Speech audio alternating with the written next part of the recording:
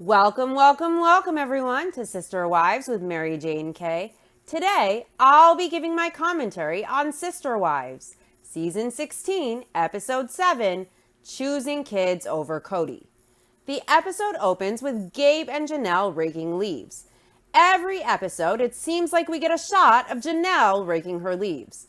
Janelle mentions that one of the really sad things that has happened with COVID is that our boys now view their dad antagonistically.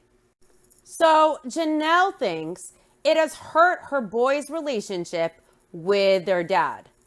Kotex arrives and he asks, "What do you want done here?" before even greeting Janelle or asking how she is. It was, "What do you want done here? Just to trim these?" pointing to a tree, as if he's there as the lawn service guy to do a job he wishes he did not have to do.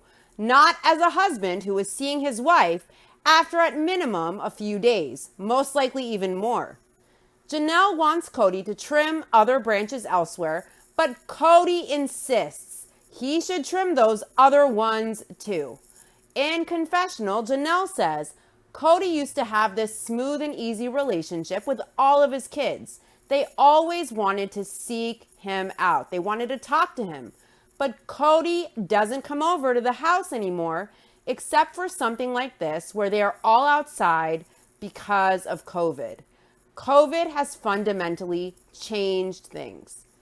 Cody is using a chainsaw to cut off branches. As Janelle points out, this right here, I don't want you to trim it all off, because she probably knows Cody will take his anger out on her innocent trees.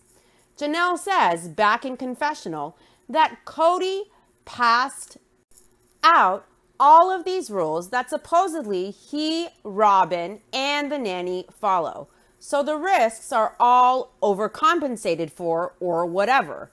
Janelle's tone is very dismissive, and she knows this is ridiculous, in my opinion.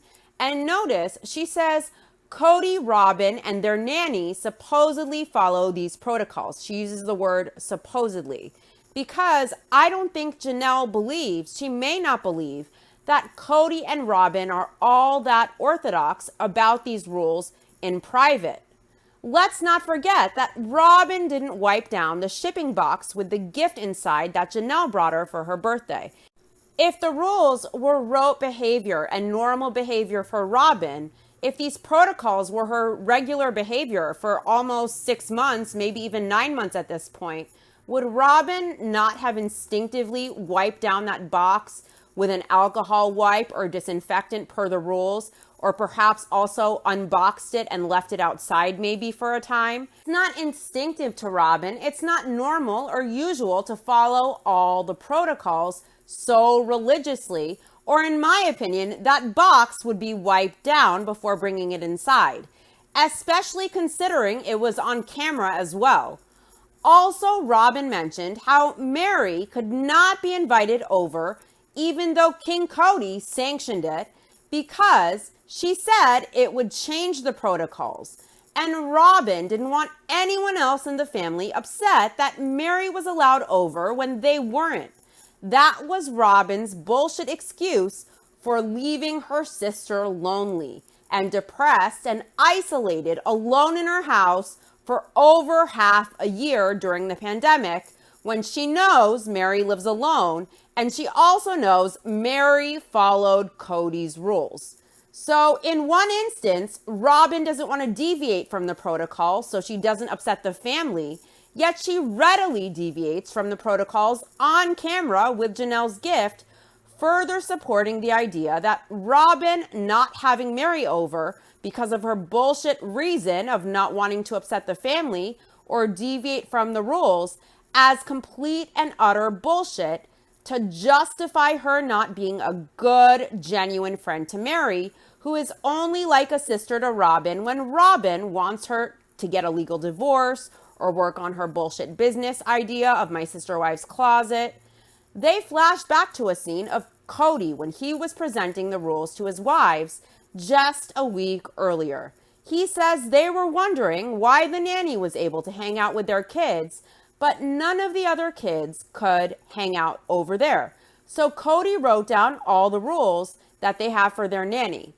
Christine says she doesn't have a problem following this list of requirements. They will do it for a while so they can hang out, but they have things coming up. They have things that are doing. So they aren't going to follow the rules all of the time at Christine's house. Janelle mentions that some of the rules are great and some are ridiculous. For example, like clean mail with alcohol wipes.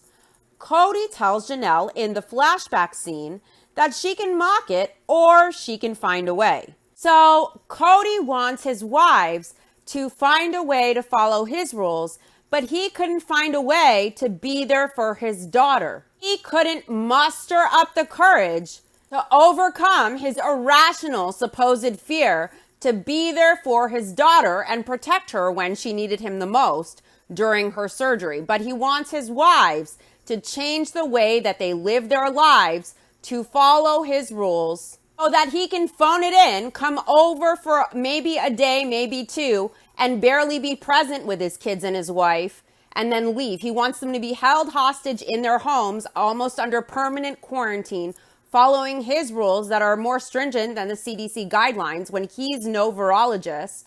And he expects everyone to inconvenience themselves and change the way they live their life to suit him when he can't inconvenience himself to be there for his kids and for his wives when they need him the most. Cody expects everyone to bend over backwards for him to inconvenience themselves. But when does Cody bend over backwards for them? When does Cody truly inconvenience himself? Mary says she was really glad that they finally had that conversation. It was a long time coming, and now she can make a plan to get together with Robin and her kids. She says she hasn't really been able to interact with the kids since COVID. It's been 6 or 8 months. So for 6 or 8 months, Mary was completely alone and isolated in her house. And keep in mind that Cody okayed Mary coming over, knowing that Mary was safe, and Robin told Cody, no, I can't invite Mary. The other wives might be mad. The other kids might be mad that they aren't welcome when Mary is. She told Cody, we can't deviate from the protocol now, when she herself deviated from the protocol with the hug to Mary and also the box she threw in her house with not a care in the world that she did not wipe down. And we are expected to believe that this woman wipes down every piece of mail they get. Maybe that's the nanny's job. Janelle tells Cody during the flashback that she doesn't think it's going to work for everyone to get together. And Cody says these are just the rules for him to be able to come to her house. There are other rules for everyone to get together. The rules for everyone to get together are a different set of rules. Cody intentionally is doing this, creating his own impossible protocols that Robin doesn't even follow religiously all the time, if ever, making it impossible to follow these rules. And I think he's doing it intentionally as a way to avoid his duties as a husband and a father. I think Cody, in my opinion, wants to live monogamously with Robin. He wants to feel like he is the ultimate authority of his family.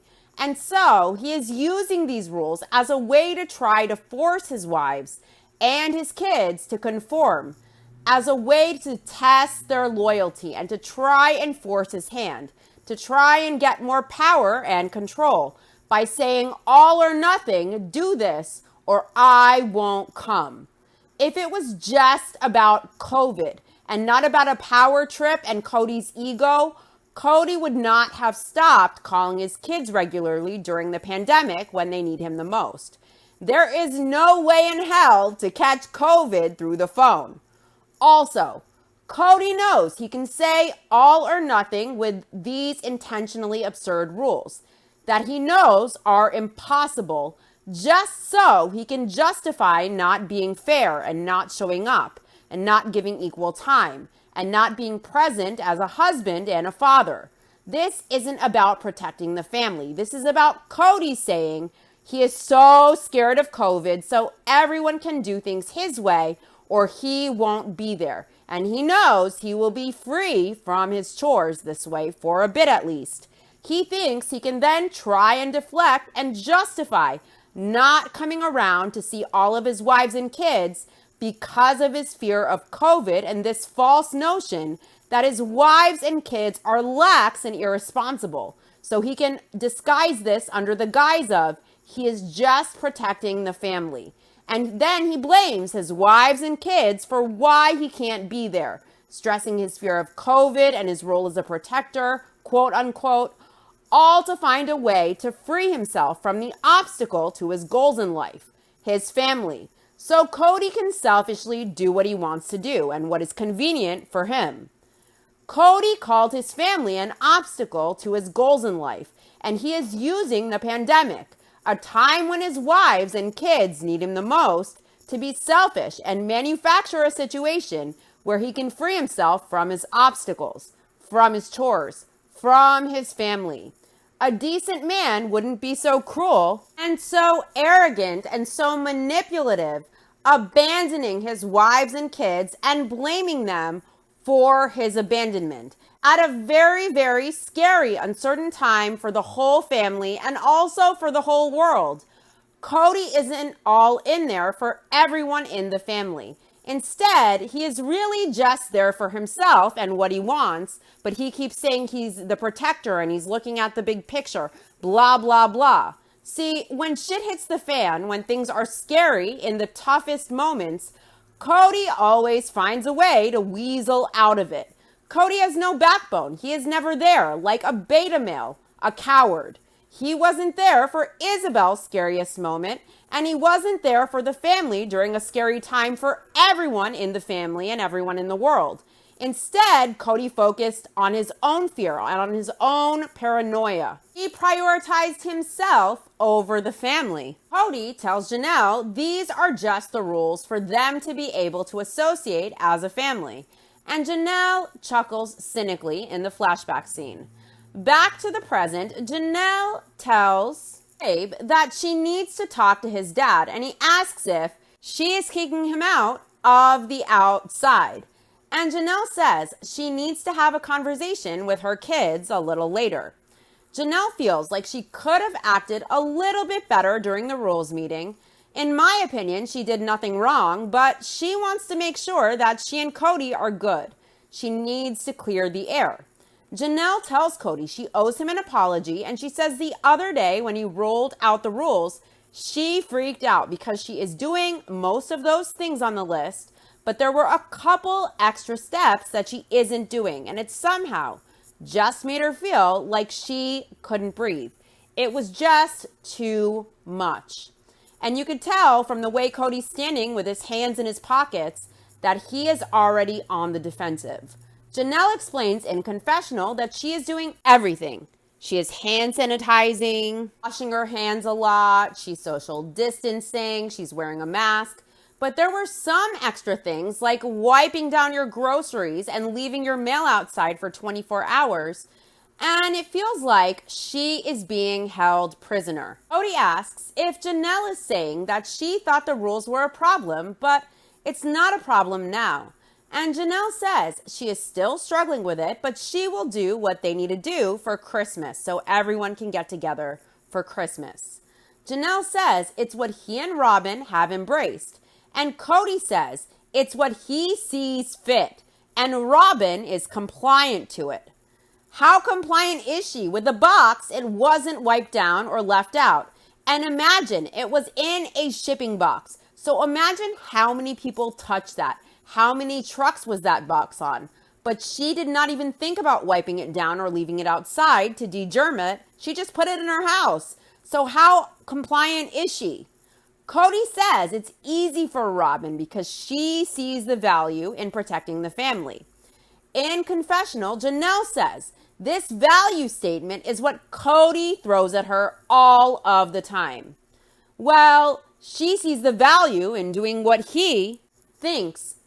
Janelle says that's great that all of Robin's children are home. That's great. But Robin isn't making any hard decisions because her kids all stay home anyways. Janelle says cynically, she's so compliant. She sees the value. And Janelle thinks her life is really different than Robin's. See, Cody keeps mentioning how Robin sees the value in protecting the family.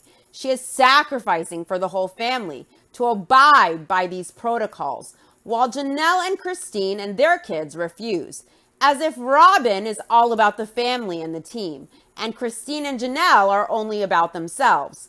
That's not the case, and Robin's values and priorities are not superior to any other wife in the family at all.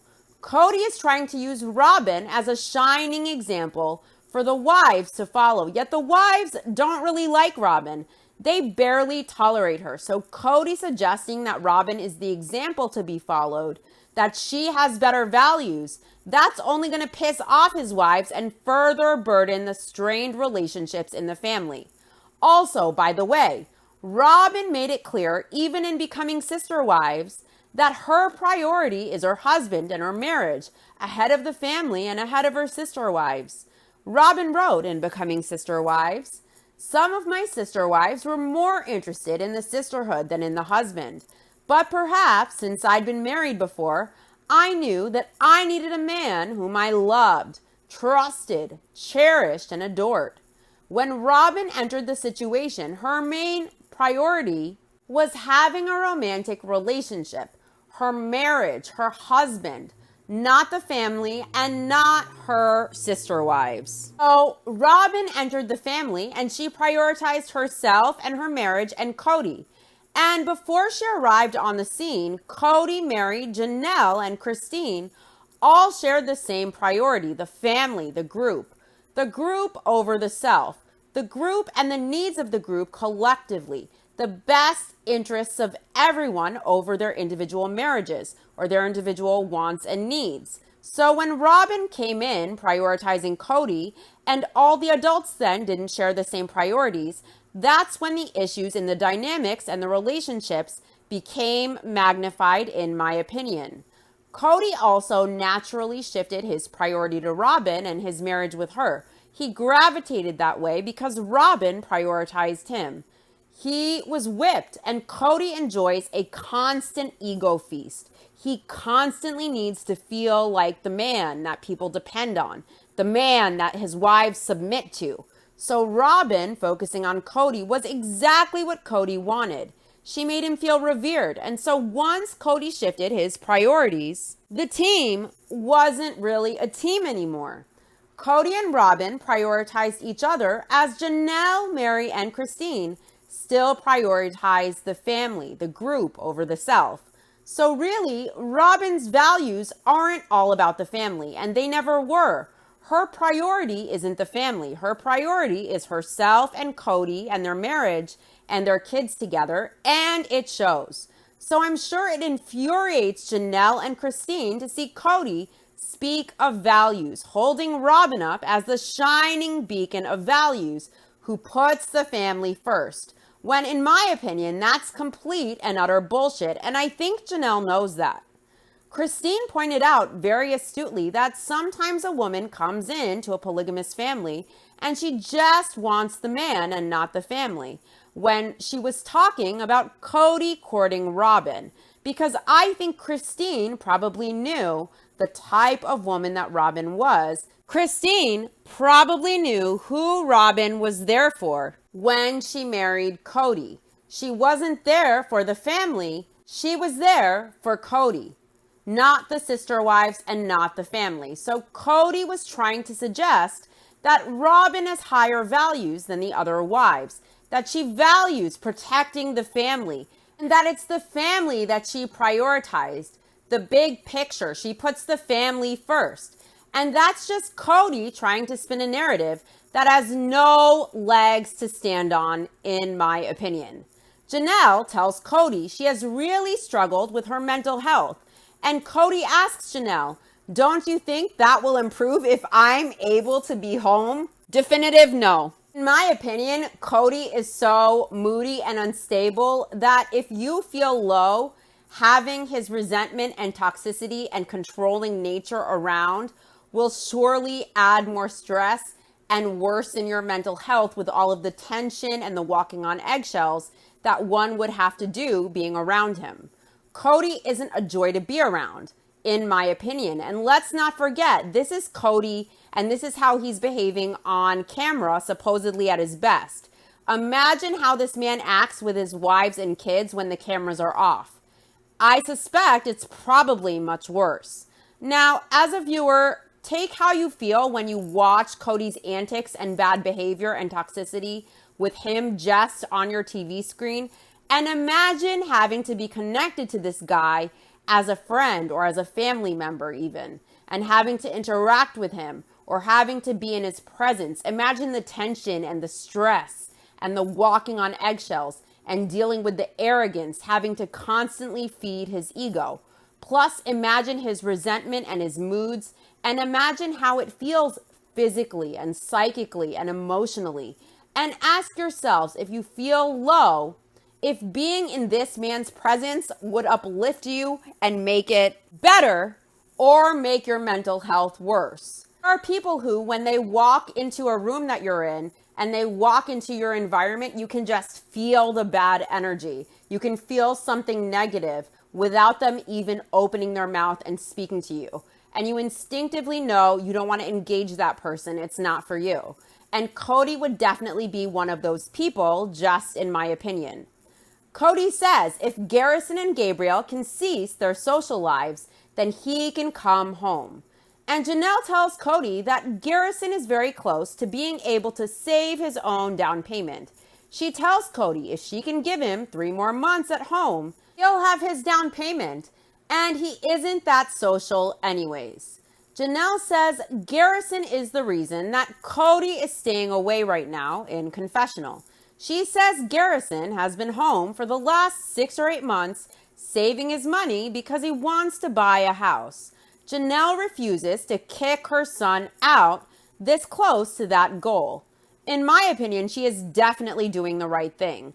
I don't know many 20-somethings that responsible working that hard to save to buy a house, and they are so close to that goal that they will have the down payment in 3 months. That's spectacular. And I think she is totally doing the right thing. And I think she raised a very responsible kid with a very strong work ethic. Actually, not a kid, a man, an adult. When I was in my 20s, I didn't know anyone who was buying a house. And I don't know many 20-somethings that responsible working hard to save themselves to buy a house. It's smart, it's mature, and it's something to be very proud of. It's not like Garrison is just freeloading off his mom, living in the garage, whacking off to Pornhub, playing video games. He's working his ass off, saving, so close to buying a house. How many 20-somethings do that? Kody should be so proud of Garrison. I think it's awesome, and the level of responsibility and maturity and self-reliance, intelligence and independence that all of the adult brown kids have of Mary, Janelle, and Christine. That is a huge testament to the nurturing and mothering and the parenting style that the kids received from Christine and Janelle and Mary. Their parenting style has achieved some phenomenal results, and the kids are happy in life as adults. They're stable and productive, and they're able to be who they are. So Kody should be really grateful to his wives for doing such an amazing job raising his kids, particularly to Christine, who raised Janelle's kids with her own kids while Janelle was at work. Instead of insulting his sons like an arrogant, petulant man baby saying they aren't men, Kody should be praising them and thanking whoever he prays to that he has these amazing kids who have turned into brilliant adults rather than insulting them on TV. Because Kody is negative, all Kody sees is negative in everything around him, rather than him being grateful and appreciating his many blessings. And the wives sacrificed most of their lives to make those blessings come to fruition. Janelle asks if for Kody to feel like he could come back to her house if it's all about those rules. And she mentions the alcohol wipes on everything. And Kody says he is making all the sacrifices, and he is asking everybody else to simply meet that level of sacrifice so that the family can exist. Cody isn't Jesus sacrificing himself on the cross. He may want to paint himself that way as a martyr for the family, sacrificing more for them when they are so disloyal and they won't sacrifice for him or the big picture. He is trying to paint his wives and kids as selfish. They're only out for themselves as he sacrifices for the family. The family he referred to as the obstacles to his goals in life. So this is all bullshit to try and paint Cody as the one who sacrificed for his family. But they won't sacrifice for him. They don't care about the family. They care about themselves. That's how Cody feels when this is all bullshit. If Cody cared about his family, if this was really about the family, if Cody really puts the family first, where was he at his daughter's scariest moment? Where was he for his family during the pandemic? You can't catch COVID through the phone, yet Cody stopped calling his kids. Why? Why did he do that? Think about it. It wasn't only that his ego was too bruised to deal with his kids. He also did it as a way to attempt to manipulate his kids and force his control. It's either blindly obey him and he will give crumbs of his presence to his kids, or don't do things his way and they will get nothing from him. Cody was not there as a husband or a father during COVID. And in my opinion, Cody doesn't act like a guy that is well and stable in his mind and in his mindset. This is all one big manipulation for Cody. Cody sees this as a game to win or lose. Cody knows it, and his kids know it, and his wives know it too. If this was a democracy, would each wife not get to vote on how they want to handle COVID, and then all of the adults could come to some type of consensus? Cody doesn't want a consensus. He wants to dictate everything. Cody doesn't value what his wives think about how to handle COVID. Cody wants to pretend that he has all this fear, that he's so paranoid. Cody wants his pretend fear to come first and supersede everyone's autonomy. And even if it's real fear, no one has a right to dictate things based on their own fear. That's irrational. He's interfering with everyone's autonomy, and he wants his fear, real or fake, to come first and supersede everyone's autonomy and everyone's voice. And Cody wants to use his put on fear as a reason to dictate upon everyone what they will be doing and how they will live if they expect him to do his job and be there as a father and a husband and a decent human being during the pandemic, instead of being everyone's strength and coming to a compromise where everyone is heard and being taken into account. Cody should be there as a husband and a father despite this disagreement and despite his so-called fear for his family. But Cody wasn't willing to compromise during a very scary time for the whole world. If this is how Cody acts in the face of fear and uncertainty, he definitely doesn't have what it takes to be a husband or a father or the head of the family or a leader. If his own fear and paranoia owns him, he isn't an alpha male then, and he isn't a decent man. Any decent man, any decent human being would show up for their kids and their partner, their wife, their husband, their partner. And they would set aside their own fears to support them. And by the way, an alpha male would never let his fear prevent him from living his life. A real man would set aside his own worry to be there for his people, but not Cody. Cody wants his fear to be his whole family's priority. When they're all scared too during this uncertain time, they worry too. And instead of being there supporting his family through this pandemic, Cody wants his fear to matter above the rest of the family, so much so that they live as hostages in their own homes, living in a permanent quarantine to avoid a sickness that may or may not happen. And then Cody blames his wives for not being there. He blames his kids for not being able to be there. And he also calls them lax and irresponsible when they're actually following CDC guidelines.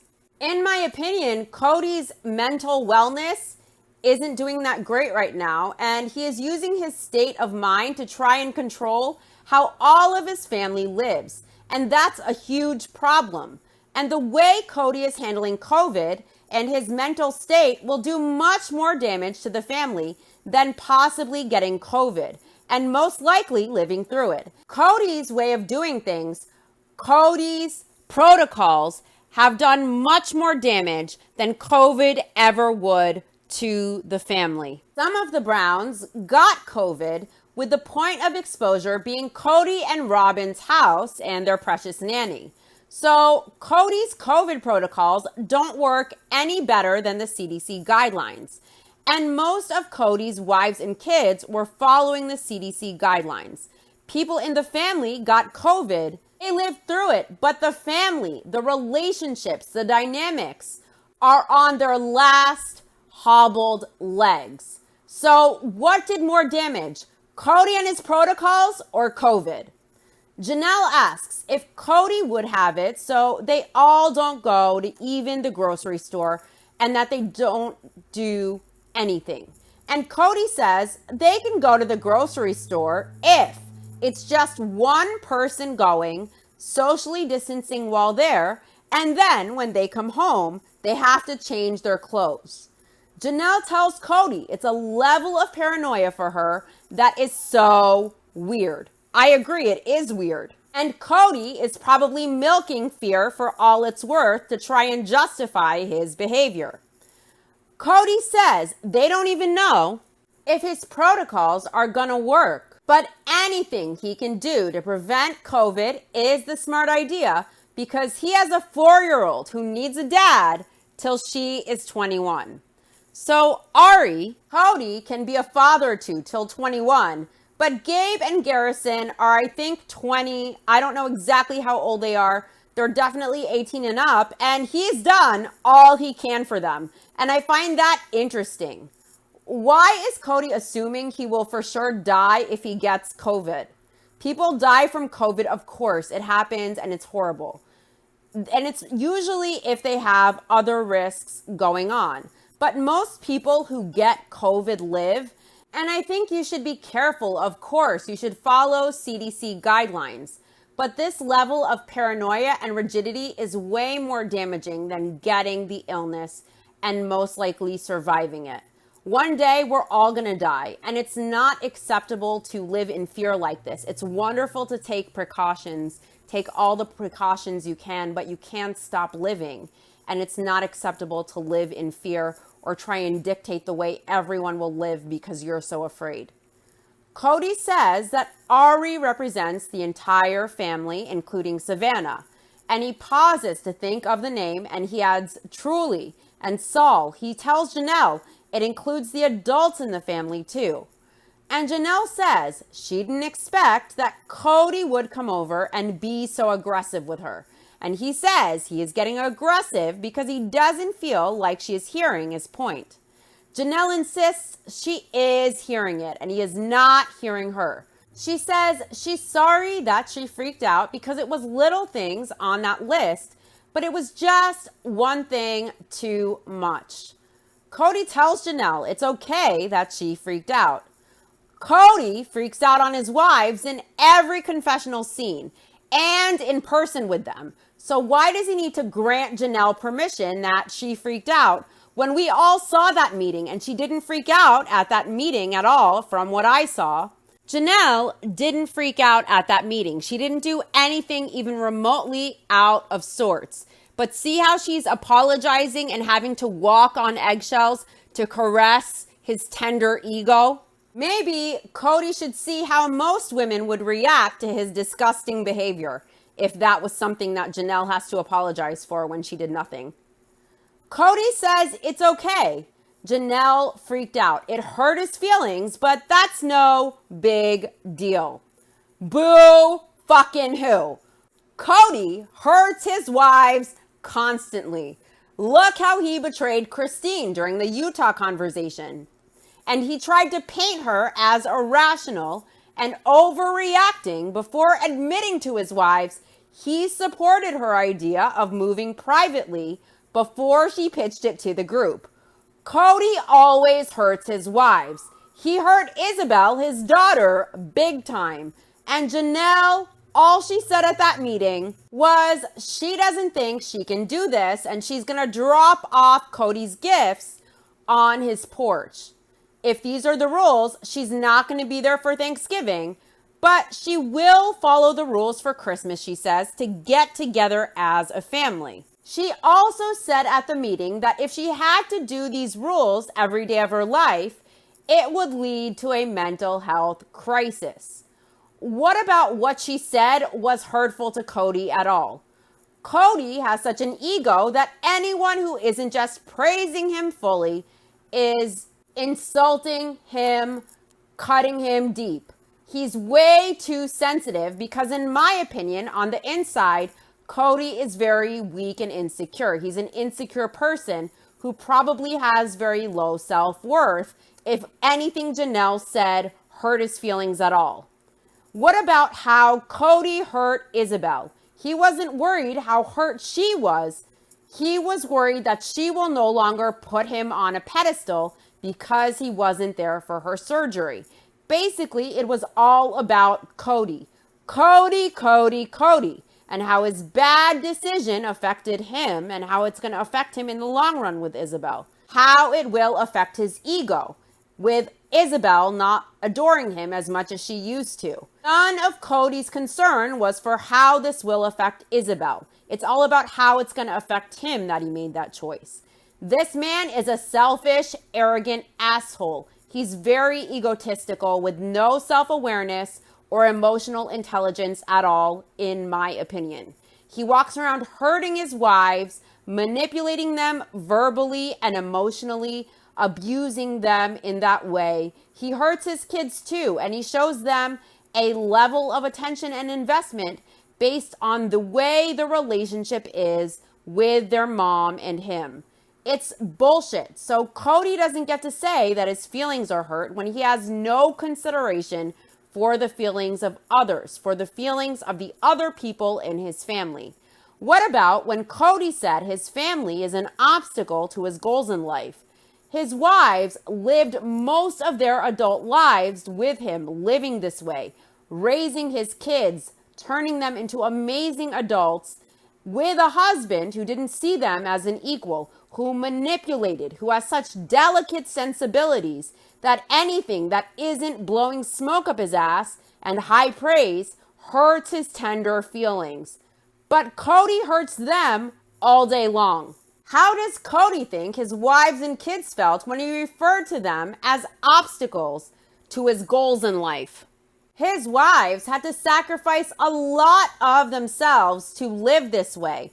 They struggled a lot to live in this polygamous dynamic. The kids had to struggle too to live that way because Kody signed up for this. But Kody can easily call his own family obstacles to his goals in life in resentment. His family should be his goal in life. His family should be his everything. Without his family, Kody wouldn't have the TV show. And people don't tune in to see Kody. They tune in to see his wives and his kids. Kody wouldn't have the TV show without his so-called obstacles. He wouldn't have the paycheck. He wouldn't have this fame that props up his ego or any of it without his wives. He wouldn't have the blessings he has in his amazing adult kids. Kody is lucky that these women married him, although I will never see why. His fake charisma that he puts on does absolutely nothing for me. It's very used car salesman to me. But also, when you're young and you're naive and you have no clue who you are yet, it probably feels very special for a very charismatic guy to choose you. Does Kody know how hurtful it was to his family to call them obstacles? Has he ever sat down and thought about the hurt that he causes them with the words that fly out of his mouth? Does Kody know what a slap in the face that was to his family, to his wives who had to suffer to live this way, who dedicated most of their adult lives to do this and to do this with him? Kody's family should be the goal, but Kody seethes in resentment. He sees his family as obstacles to his goals in life. So what are Kody's intentions? What are his goals? I want to know. If it's not his family, what the fuck is it? So Kody saying that Janelle hurt his feelings is beyond ridiculous. How weak is Kody? How tender, how sensitive. He's trying to make Janelle feel so bad that she hurt him by mentioning it. If I was Janelle, I'd remind him of when he called me an obstacle, when he called his whole family an obstacle to his goals in life. I would remind him of that anytime he tried to say I hurt him. Kody says that it hurt his feelings because he feels, isn't it worth it for them to all be together? Kody says Janelle thinks he is doing overkill. And Janelle asks, do I have to do all of those things? She says those weren't the rules this summer. She didn't wipe down her groceries. And Kody says that's the rules about getting the family back together. He says for the rules for him to come back home, it's getting Garrison and Gabriel to maintain a social distance from the house or from their peers. Kody tells Janelle his boys think that they're fine. So they're going out, they're continuing their social life, while he is making these huge sacrifices. And Janelle is too. He says because he and Janelle aren't able to see each other and he isn't able to see Savannah. See how he's trying to deflect and directly blame Gabe and Garrison for why he can't be there? Janelle says Gabriel isn't going to stop seeing his girlfriend. Janelle asks Kody, at 20, would he have stopped seeing his girlfriend? Why shouldn't Gabe see his girlfriend? Seriously, if he's being careful enough and she's being relatively careful enough, they're like in their 20s. They should be happy and young and in love and having fun. They shouldn't be worried too much about anything, and they definitely shouldn't be living in fear. There's a difference between being responsible and careful and cautious and allowing fear and paranoia to run your fucking life. Janelle says Gabe isn't going to stop seeing his girlfriend. And she asks if at 20, would Kody have stopped seeing his girlfriend? Kody says he did stop seeing his girlfriend. He went on a mission for 2 years and he didn't date for 2 years. He says he basically socially distanced from women. I doubt it was that hard. I doubt that many women, unless they're living a very sheltered life, would be that into Kody. Janelle asks what Kody thinks about Gabe's girlfriend moving in for a couple of weeks. Kody just sighs at that. In Confessional, he says he isn't answering that question. If he answers the negative, then he is restricting them from being around each other. And if he answers in the positive, then he is contradicting his religious views. Kody says, you know what? The whole freaking family has just thrown religion out of the window. I think Kody is trying to brainwash or manipulate Janelle into pushing her kids out, particularly Gabe and Garrison. He can feel like he has control and he can feel like he can come over to see Janelle and Savannah. And Kody is blaming Gabe and Garrison as the reason that he isn't over at Janelle's, when Kody is the one making the choice. He's making the decision to refuse to be there unless this and unless that. This isn't on Gabe and Garrison, and you can't expect 20-somethings to have absolutely no social life at all or no other outside responsibilities. 20-somethings or any kind of adult isn't really able to quarantine at home permanently, which would be per Kody's protocols, just so Kody can show up for a day or two to wreak havoc, cause tension, and force everyone around him to walk on eggshells as he barely phones it in.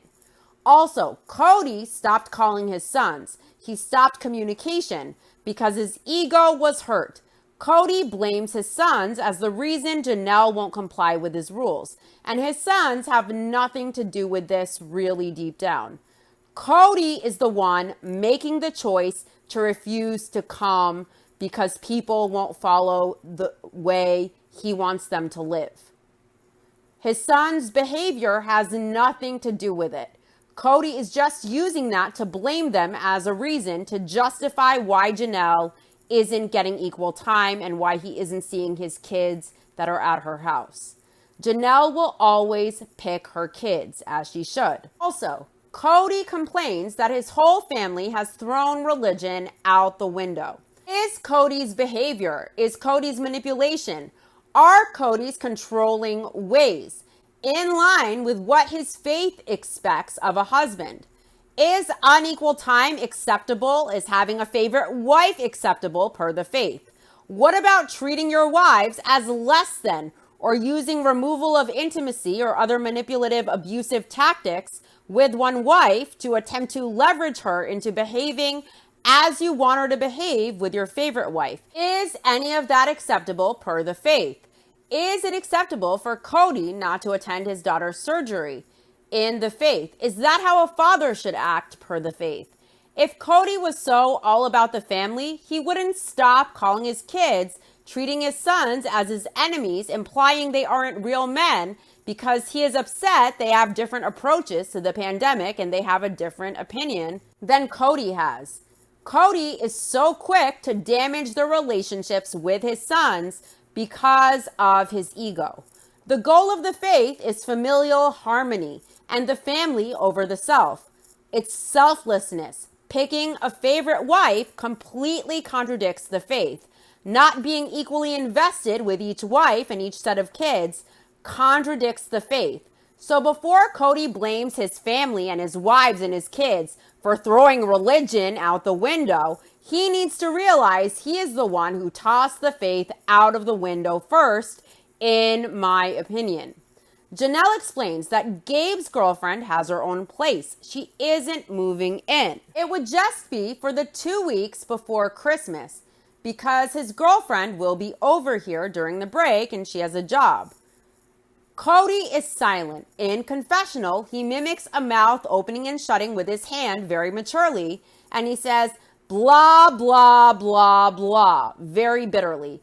He says, just vomit, more bullshit, vomit, more bullshit, referring to Janelle's suggestion of allowing Gabe's girlfriend to stay. He says, God, I'm just sick of it. Janelle asks Kody, so Garrison is okay at his job? I mean, is Garrison expected to quit his job if Kody isn't okay with it? Kody says, yeah, Garrison is okay, but he asks Janelle, is Garrison really going to cut out his social life? And Janelle says, Garrison doesn't even go out now. His friends all moved away. In fact, Janelle has been worrying about him because he is really lonely. Kody is such a child. He says, that's why Garrison wants me back now because he's lonely. All his friends move away. And he says all summer long that Garrison didn't need him and he was going and doing all this stuff that Kody didn't know about. And now all of a sudden he needs him. Kody is so freaking resentful. Janelle tells Kody she thinks that Kody assumes the worst and she assumes the best. Janelle thinks the truth is somewhere in between. And Kody says, it's not fair to me. Kody is never fair with his wives, like he should be per the faith. He claims the rest of his family has thrown religion out of the window. They've thrown fairness out the window. Was it fair for Robin to get a 13-day honeymoon to San Diego with a honeymoon suite and things crossed off her bucket list when all of his other wives got a last-minute, thrown-together 3 or 4 day road trip to Wyoming in cheap, seedy roadside motels? Was it fair that Kotex attended Dayton's surgery and not Isabel's? Kody wants everyone to be fair to him and not hurt his precious feelings, but he isn't fair to them or sensitive for that matter. Why does Kody deserve from his wives and kids what he refuses to give them? Why is he entitled to it? Janelle says the truth is somewhere in between, and it's not as bleak as Kody thinks it was. And Kody says his point is that it's not fair to him or him and Janelle and their life that they are supposed to have with their kids who are supposed to be home. In Confessional, Kody asks, whatever happened to Team Brown? Well, when Kody says his family is an obstacle to his goals in life, his family gets in the way of what he hopes to achieve in life, maybe Kody should ask himself that very question. Whatever happened to Team Brown? When Cody wants to be a dictator and he treats his family like they're playing for the opposing team, that automatically creates a division. There's Team Cody and Team Brown, and Cody is the captain of Team Cody. He is the one actively choosing not to be a member of Team Brown, not the other way around. Cody tells Janelle he doesn't want to sit here and alienate his kids with what they think is stupid. And he's frankly tired of their criticism of his standards. And he has already sacrificed so much for 7 months that he feels like, what? Does he just drop his pants now and go, oh, I'm not going to fight anymore to keep my family healthy? Cody goes on with his monologue. He says what he tried to do is he tried to lead by example by doing this at this level and let everybody else choose what they do, but then actually have the consequences. And it looks to him like nobody really cares if he is at home. Cody says in Confessional that they really are kind of responsible to each other. And what's happened is now they don't care to answer to each other or to him, but he is still answering to them.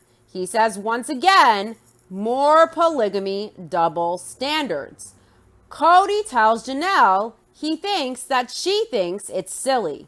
Janelle says she doesn't think it's silly, but she doesn't know how to reconcile it because she can't leave her boys just hanging.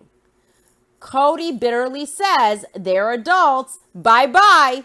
In Confessional, Cody says he has been sympathetic to the situation with Janelle and her kids this entire time.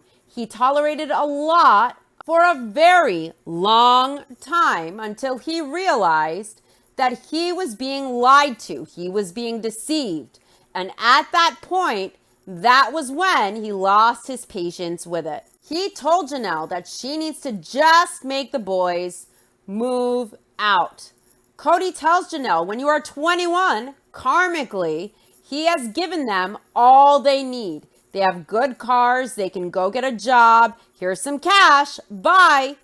Cody says he is on the verge of washing his hands of it. He is going to have Gabe and Garrison move out of the house.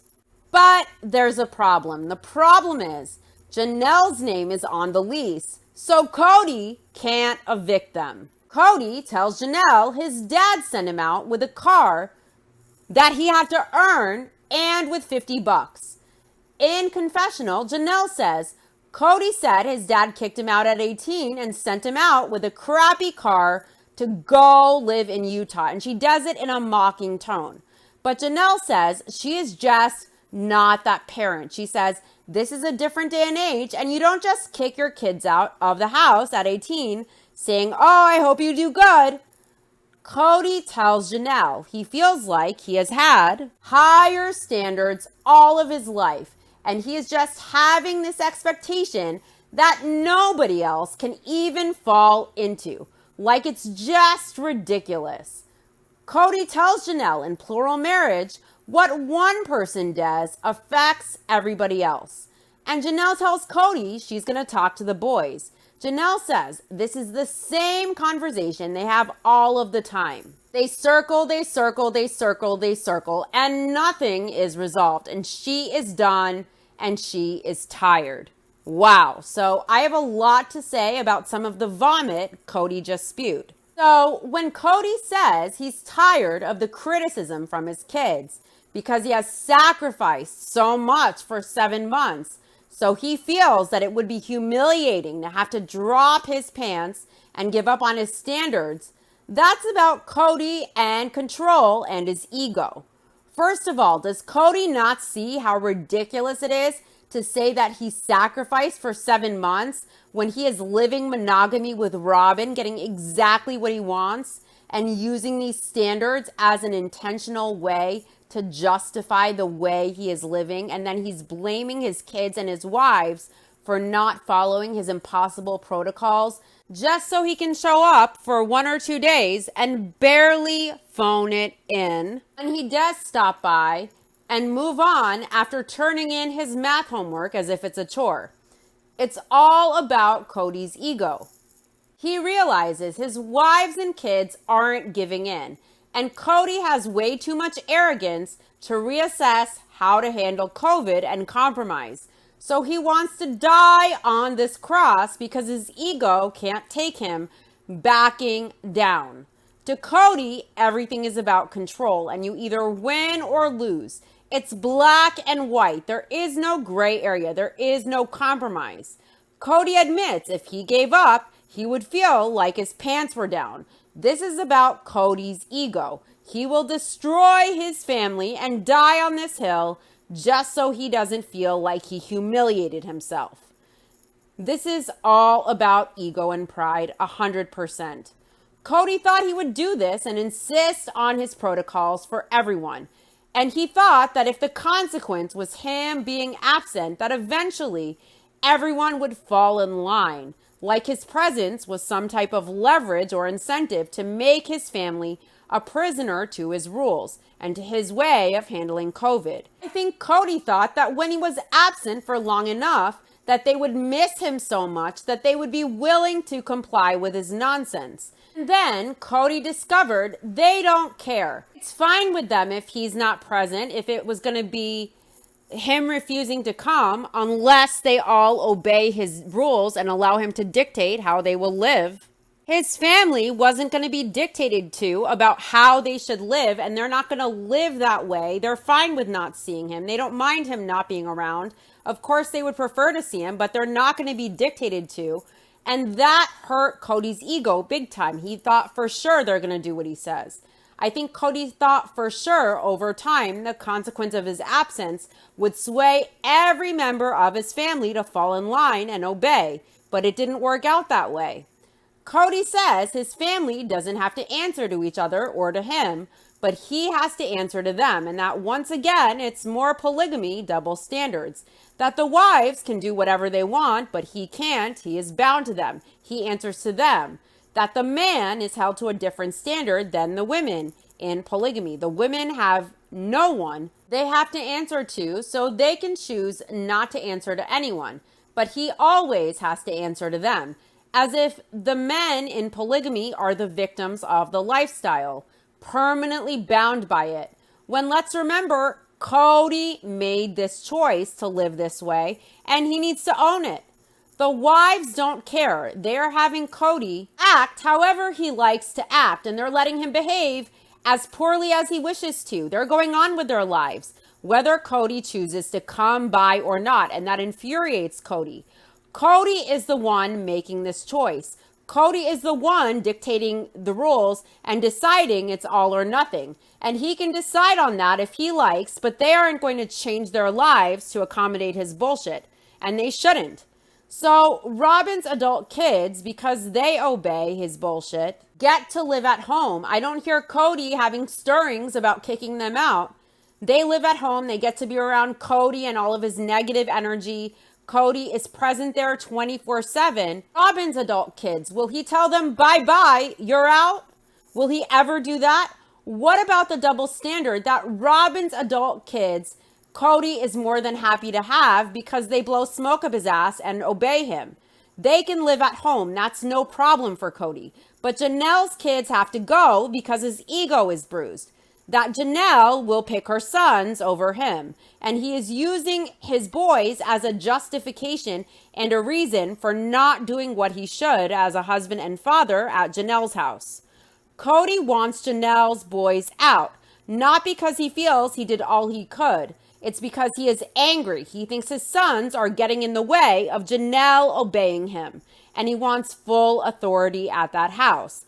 The boys being there prevent him from getting a foothold at Janelle's. Kody tells Janelle he feels like he has had higher standards all his life, and he is just having this expectation that nobody else can even fall into, as if it's just ridiculous. Kody tells Janelle that in plural marriage, what one person does affects everybody else. Kody, in his mind, has the highest standards of everyone in the family. and he is able to live at a higher standard, exceeding higher expectations than everyone else. No one can come close to him. He blows everyone out of the water in his own mind, and he thinks everyone is beneath him and looking at him like his standards are way too high, that it's ridiculous, as if his family are incapable of acting at such a high level, like he thinks he is. Kody seems to think that he has a high expectation that only he can meet, that no one else is capable of meeting, because he's just so much better than everyone else. He's at a much higher, more advanced level, apparently. How arrogant and egotistical of Kody.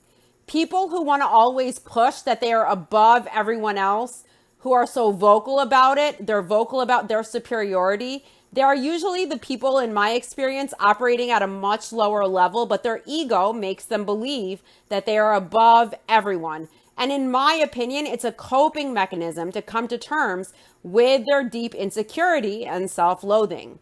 By the way, from the show, let's look at Kody, an older man at 50 plus. Let's look at his maturity level, his ego, his communication level, his emotional intelligence, his self-awareness, his need to be seen as an alpha male and authority, the way Kody blames and deflects and tries to paint himself as the only one who sacrifices, the one who sacrifices the most to protect everyone, the martyr. So protective, so careful of everyone's health. But his daughter was getting cut into with screws put in her spine. Her lung had to be deflated. This is major surgery. And Kody, the protector, was not there as a support, partly because he and Christine didn't get along, and he extended that to Isabel. Is this a guy with high standards? Is this a guy at such a high level that he has expectations only he can meet? Did Kody not do what any decent human would do in attending their loved one's surgery, particularly their daughter's major, risky, life-threatening surgery? Did Kody choose not to attend because he is at that high level above everyone that everyone can't even come close to? If Kody is the high level, this high standard he claims to be, then let me tell you something. The world is fucked if that's the high standard example of what a man is and how a man behaves, the high expectation. By the way, I think Gabe and Garrison and all of Kody's kids are already far more advanced intellectually, emotionally, and they are more self-aware. They seem much more stable. They seem much more emotionally intelligent. They seem much more humble than Kody will ever be. And they also have amazing communication skills that already far exceed Kody's. So I would not be disappointed if I was Kody's kid or his wife and he said I didn't meet his expectations. That would be like a compliment.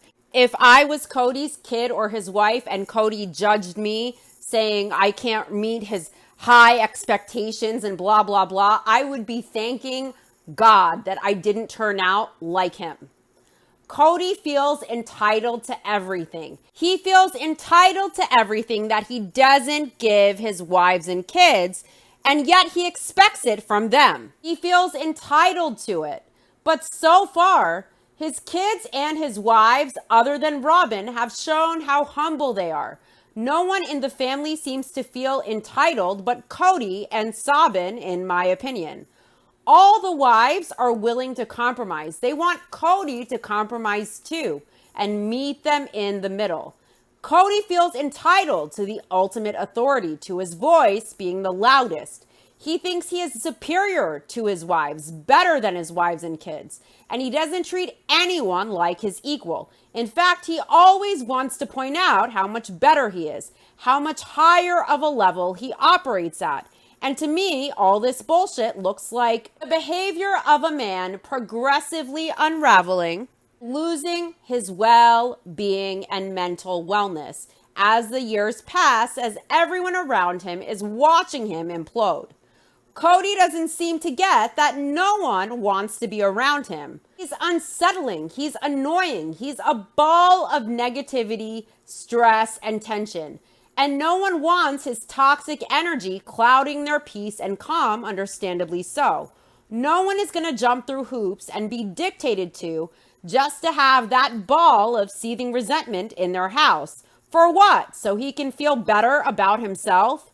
These wives and kids want the man they once knew back. They want a sane, rational guy who wasn't a hypocrite controlled by his ego. They keep waiting and hoping that guy is still in there somewhere. And Cody keeps showing them that guy isn't home anymore.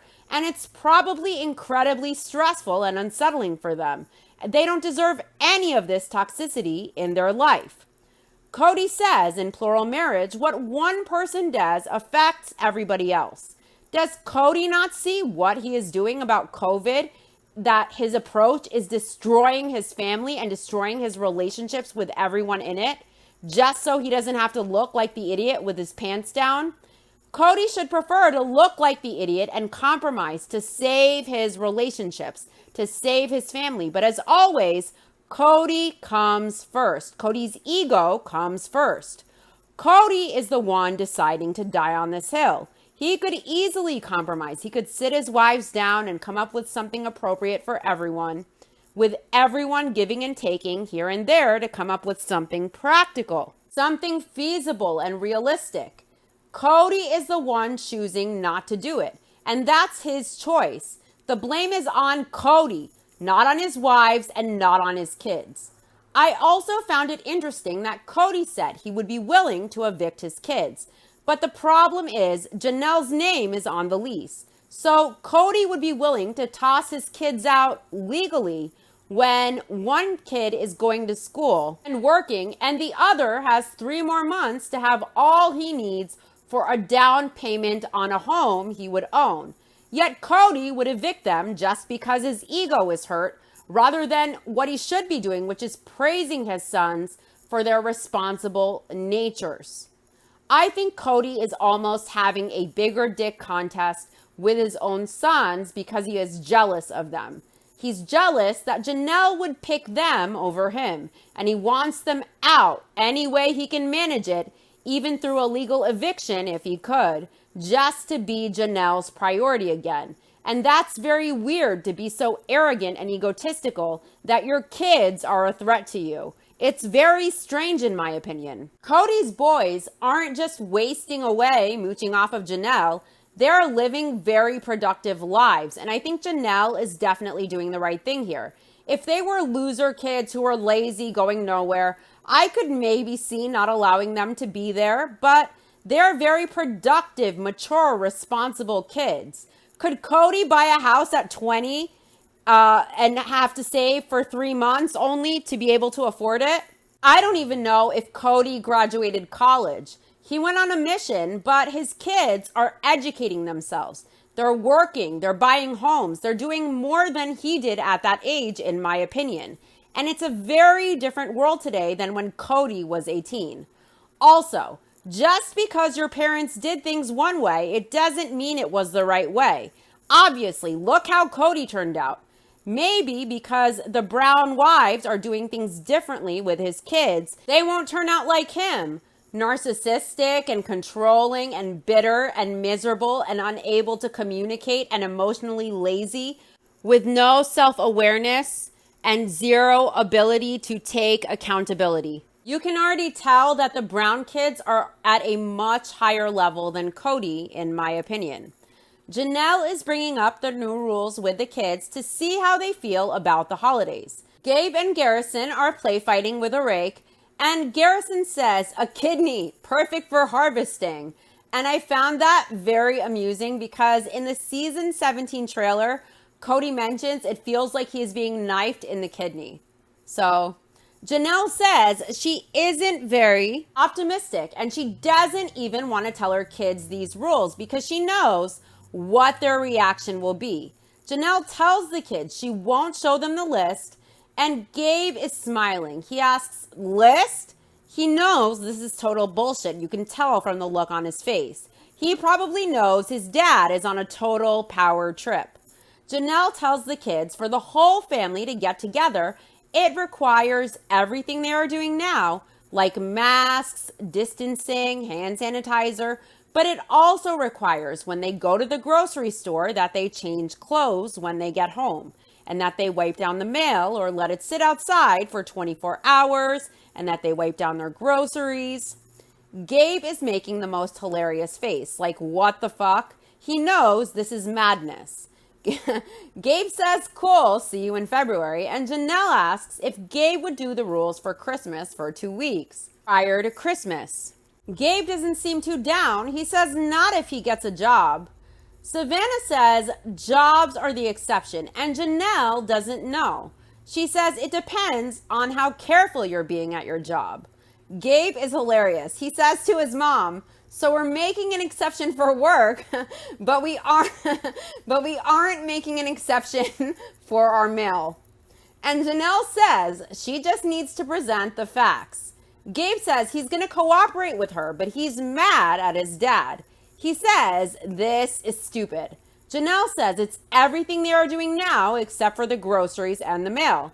And Gabe adds, and the changing clothes, and the not seeing his girlfriend, and the not getting a job, and the... Garrison says, we won't do it, but we'll tell Dad we did it. And Janelle says no. Garrison says they should do that if it's going to give his dad the peace of mind. Nothing will please Cody. Even if they all followed his rules to a T, Cody would accuse them of lying. He trusts no one. He sees everyone as his opponent, as his enemy, out to get him anyways. So whether they do this bullshit stuff or not, Cody will never be pleased anyway, and he will come up with more hurdles and more issues anyways. Garrison says that would work for him to just tell Cody they did it.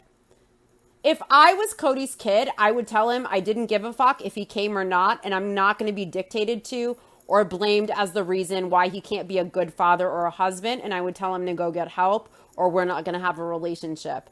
I just could never humor someone like Cody. I couldn't even pretend to. I don't have the patience for this kind of stuff or the patience for bullshit. And Cody requires a lot of praise. He requires a lot of constant ego feasts, and I just don't cook. And if Cody was my dad, and I'm not trying to be rude, but I couldn't respect him as a dad, seeing how he treats his wives, and especially with how he treats his kids, how he couldn't even be there for Isabel. It's very hard to, if I was his child, to be able to respect him as my father. I don't think I could. Look at how he treats his wives, whistling at them like they are dogs when he wants their attention and he's impatient, blaming them and shaming them. He treats them as less than equal. He tries to use manipulations to gain control, and all of it is bullshit, and all of it is ego and hubris. And all of it I just would not want around me. So it's no surprise that now he barely speaks to his older kids. Last episode, Cody implied that his sons, Gabe and Garrison, weren't real men, and they seem more like real men than Cody does with his low level of maturity and the way he behaves. They at 20 or 20 something are way more advanced than Cody is at 50 plus, especially emotionally and with communication and self-awareness. You could tell Cody's kids have backbone. They stand up straight. His sons act like adults. They act like men. Hunter, Janelle's son, even showed up for Isabel. He went out of his way to be there with her after surgery, as Cody hid in his mansion, afraid of his own shadow. Janelle tells Garrison they can't lie to Cody. And Gabe says if his dad wants to play stupid games, they can play along. Savannah says they would be lying to Dad. Garrison says that he and Gabe have jobs. Gabe says he's sorry, but it's been 8 months that he hasn't even been able to hang out with his dad. So of course he's going to rebel a little. He's tired of it. Janelle says Gabriel has always felt like he and his father have had a very close relationship. So all of this feels like rejection to Gabe. Janelle says this is a really big conversation and she wants to bring it down a notch. Gabe suggests, let's bring Dad here, and he's going to yell at him himself. Janelle tells Gabe that she's really trying here. And Garrison says, Dad's going to be a child about this, and he can be if he wants to tear the family apart. Gabe points out that if Garrison is going to say that about Dad, then he has to acknowledge that they are being childish too. Janelle says everybody is angry on both sides, and she asks if they can figure out what works for the holidays. Garrison says his dad can figure out how not to tear apart his family over something so stupid. Janelle tells them she doesn't think that they have to go to extremes. Gabe tells Janelle, "Mom, it's been 9 months." And Janelle says she is emotional too. Gabe says someone could have gotten pregnant and had a baby in the time that they have not seen their dad. In Confessional, Cody says they are all talking about how he hasn't been around all year long, and he says that's not true. He says he's been at these places like every month. Notice he doesn't call them his homes or his wives' homes at all. He refers to his wives' houses as these places, like he is visiting a brothel or something when he goes. Janelle tells her kids all that is in question right now is Thanksgiving and Christmas. Gabe reasserts pregnant and baby. He's funny. Janelle says that she and Cody didn't raise children to be sheeple. They aren't sheeple raisers. They raise kids who unfortunately are as opinionated and stubborn as they are. And it's a good thing in most situations, but it's not so good now. She asks the kids, "Do we want to spend Thanksgiving with the whole family?" And they all say yes. And Janelle says that would require no socializing. And Garrison says they will do it. Savannah says if she can survive without a social life, her brothers can too. But Gabe isn't willing to do it. Garrison whispers to Gabe, "Gabe, just lie." And Gabe says he isn't going to be away from his girlfriend for that long and he isn't going to lie about it. Savannah asks if Gabe's girlfriend is really that important to him. And Gabe explains that his girlfriend's birthday is on Thanksgiving. Janelle says, assuming that the infection rates don't go crazy, they could always spend Thanksgiving with their extended family in Utah. Garrison suggests that Janelle can spend Thanksgiving with Cody and he and Gabe will go find a hotel. Janelle says no. She won't do Thanksgiving without all of her kids that are able to be with her there. She isn't going to have them go down to some hotel for 2 weeks. No way. Savannah says it's very unfair for her mom because Gabe and Garrison don't want to do it, and her dad doesn't want to compromise either. And her mom is in this really hard place. Gabe says that's what they are saying to their mom right now. They're saying she should go. She should go to Cody's Thanksgiving. She should do the protocols. But he can't do that. He can't agree to it. Garrison says Cody can do this and he can tear the family apart. He says he doesn't care. Janelle tells Garrison he is really close to having a down payment. And Garrison says it's Dad's problem, not his. He says they aren't going to play this game anymore. And Janelle says she isn't interested in being drastic. Garrison explains he isn't mad at her, he is mad at his dad. Janelle isn't trying to be drastic. She is trying to find a solution. And Gabe tells his mom that it's been 9 months and they're tired of not seeing their dad. Garrison says his dad has 19 other kids, 15 at home. And Gabe says, how about the fact that Dad has been at Robin's for 9 months? In Confessional, Janelle says she knows Robin, bless her heart, has to make the decisions that she makes because she's trying to make it so Cody can see the kids. But Janelle says her life is very different. She has independent adult children that she lives with. Janelle says she doesn't know what Cody does with his time. She doesn't track it. Garrison says this is stupid. Gabe wants to call his dad right now and tell him he'll just see him in February. Janelle tells them to bring it in. They're just here to discuss Thanksgiving and Christmas. In Confessional, Christine says that in the past 9 months, since COVID has been around, they have just seen Cody a handful of times. Janelle tells her kids that she is open to going to Thanksgiving somewhere else. She told Cody she thought they would probably be away for Thanksgiving. Gabe asks if Christine is traveling for Thanksgiving too. Janelle says they're all going to decide on Thanksgiving in a day or so. And Gabe suggests that if Christine is traveling and she is cool with it, Why don't they just do Thanksgiving with Christine? He says his dad can do his bullshit and they can do theirs. Janelle says if Christine is traveling, would they want to travel too? And Gabe and Garrison are happy to absolutely travel to be there with Christine for Thanksgiving. Garrison says if they have the family together, then let's social distance and figure it all out. If Christine decides to stay in Flagstaff, then Gabe would socially distance. But he isn't going to stop seeing his girlfriend. And Janelle agrees. She doesn't want Gabe to stop seeing his girlfriend. Gabe says Christine doesn't even care if he is seeing his girlfriend. In fact, Gabe goes over to Christine's house. Janelle says her kids are very attached to Christine.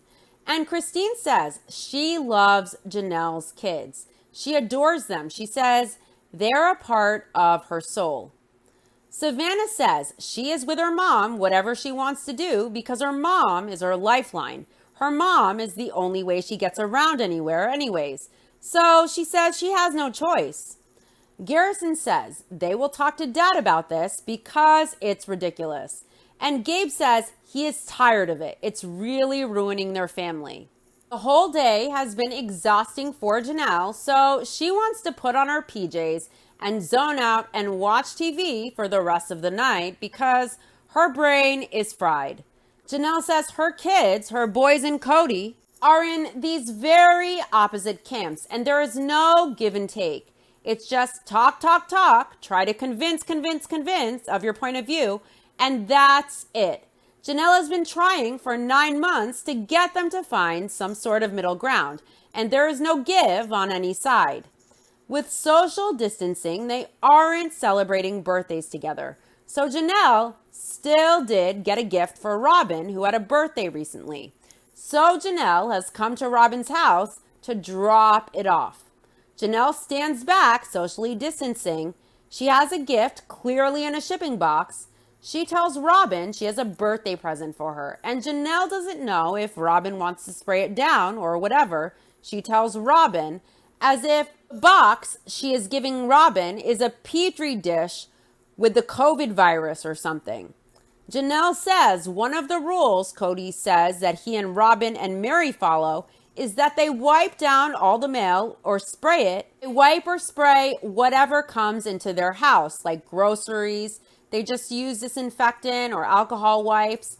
And Robin opens the box and she doesn't spray it down. She just uses her bare hands and she asks, "What is it?" When the shipping box is open and she can just read the box inside it and see exactly what it is. It's not like it's wrapped. Janelle explains that it's a warmer for her towels.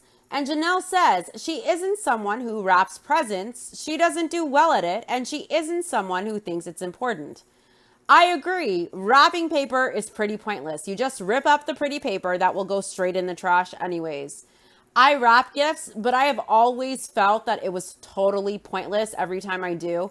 It's not worth the few seconds of anticipation of ripping the gift open. It's just going straight to the trash. Robin says it's cool. She says Janelle gives gifts that make her self-care. In Confessional, Robin says Janelle is always giving gifts that are about taking care of yourself. Janelle has become very big on self-care in the last 4 or 5 years, she says. Cody says in Confessional that his wives sometimes will do super gifts for each other. He says the towel warmer is genius. He says when you receive an angel every single year or a nutcracker, if you have a collection of nutcrackers, it doesn't necessarily mean you want more nutcrackers for Christmas. Robin asks if Janelle wants to visit for a little while, outside only, of course. Robin puts the gift inside with no disinfection first, not even allowing it to sit outside for 24 hours per the rules. Just as is in the house goes the box, and the gift is inside of the shipping box that has been shipped, so lots of germ opportunities are there. But Robin has no hesitation. Again, if Robin follows the rules rigidly 9 months into this, it would be instinctive to wipe down that box and leave it outside. So it's interesting how it just skips her mind when she supposedly has been following these rules, like it's her religion for 9 whole months. If this was her normal mode of behavior, she really would have wiped down that box. Janelle tells Robin she never thinks she wants to live in the trees, but when she comes up to Robin's house, she considers it. She thinks clearing the trees around the house is better because you are in the trees, but you still get some blue sky. Robin says her house will make a great rental one day for when they build out on the property. Janelle says if they ever get there. Robin says it's happening. It has to happen. It's all she thinks about. Janelle says they are so close, but the whole COVID thing shut down a lot of the interaction. Robin tells Janelle that it's been really, really stressful. She has been really trying to mind her P's and Q's, but she has been really worried about Janelle and Cody and stuff, about the distance and stuff like that. Robin tells Janelle she has been really struggling. She went to Cody and she asked, how in the heck are you guys doing this? She asked him, how can he be okay with this? She asked how Janelle can be okay with this. In Confessional, Robin says it makes her worried. Robin tells Janelle that Cody was saying that in the past, he and Janelle went through times when they were apart, but it wasn't a separation or anything. Janelle says, one time was for 8 months. Cody wanted to move and she didn't want to move. She had a good job and she wasn't sure about moving. Robin says Cody told her about it and she thought, what? Janelle explains that back when they were living in Wyoming and Cody decided he needed to go to Utah for better employment options, she had just gotten settled into a career in Wyoming and they had these houses. So they moved and it was about the move. They were going to move and Janelle thought, nah, I have a good thing here. See you later. He told Cody she will come in a while maybe because she had a good job. She had a steady income and it was good for the family for her to keep the steady income. Janelle says a big part of she and Cody's relationship is conversation. It's incessantly talk, talk, talk, talk. They talk all the time. And she says they can accomplish that over the phone. Janelle says she and Cody have 6 kids. So there is more than just conversation going on because she says she gets accused of that too in Confessional. Janelle tells Robin she thinks she really loves polygamy for herself because she can see that in a monogamous relationship, she could not tell her husband, you go and I'll see you in a while. Janelle has always liked that freedom because she gets really antsy if she feels like she can't make the choices that control her own life. She thinks that's why she freaked out the other day because she felt like she was masking and being careful, doing pretty much all those things on the list, but the extra few steps were just like, whoa, that's too many choices being taken away, or too many of her something being taken away, she says. Janelle says there are different ideas about what the rules are to be safe. Janelle does what the CDC says. She masks, she does sanitizing and social distance. But Cody has a whole nother list of rules that include grocery pickup, changing your clothes when you come in. Janelle says she just fundamentally rebels at that much control. It's just too much for her. Robin tells Janelle she just guesses that everybody has got to choose and make their own choice. And that's what is so beautiful about their life.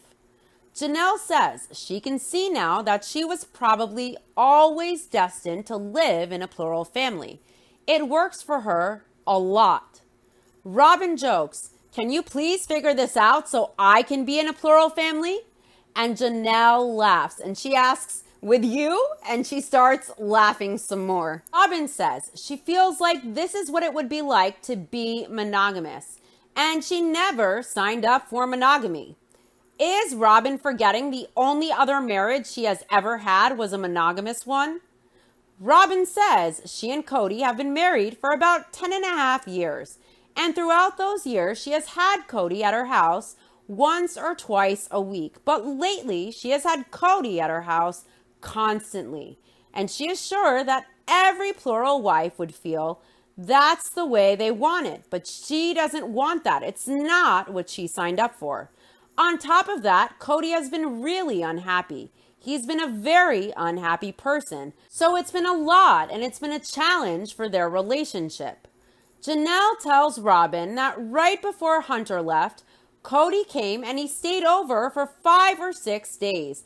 And Janelle felt like it was a lot of work. In Confessional, she says, to be honest, that Cody stayed for almost a week before Hunter left. And Janelle thought, oh my word, I don't have my freedom. Christine says in Confessional that she does like her independence. She really does. She says when Cody is home, it's fine, but they have a tendency to have more fun when Cody isn't there. That's no surprise. Mary in Confessional says, listen, Linda, she is just saying they could send Cody her direction if they need a break from him. Robin tells Janelle it's not what she signed up for and she knows it sounds really funky, but she had people that wanted to date her that she was friendly with who wanted to get more serious. There were a couple of guys that wanted to marry Robin. And Robin said no because she wanted to live plural marriage. What men? Robin was past 30 going on 60 with constant cold sores she did nothing to treat, with 3 kids and a very needy personality. I would bet what she is saying are the men chasing her because she is hot shit fresh in the toilet bowl. The men that she's referring to is the one wealthy old man from her church who wanted to court her when she was seeing Cody a little bit. I doubt many men were that into Robin.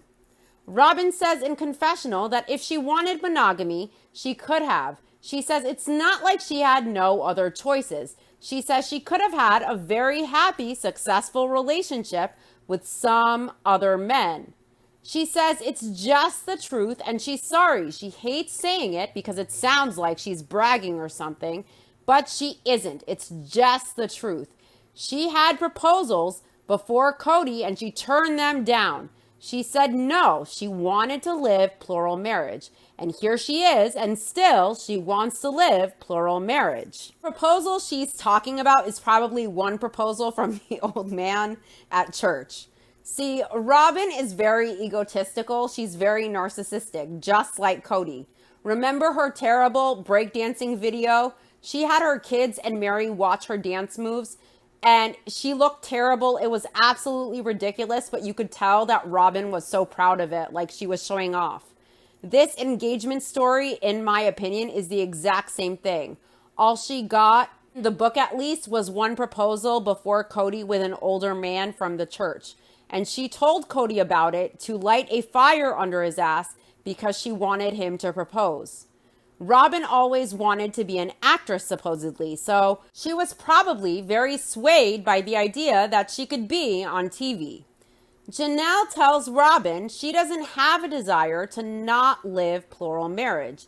She loves the independence. She can go to bed with a book and she loves it.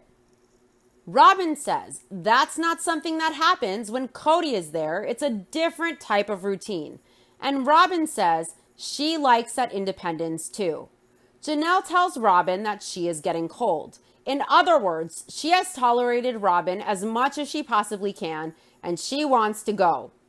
Robin says in Confessional that she has been really surprised and horrified in ways because she thought the family was this cohesive unit. And they haven't been, and it's been a huge disappointment for her. Robin says it is what it is, and she has to respect where Janelle is at. All the adults meet up to discuss Thanksgiving.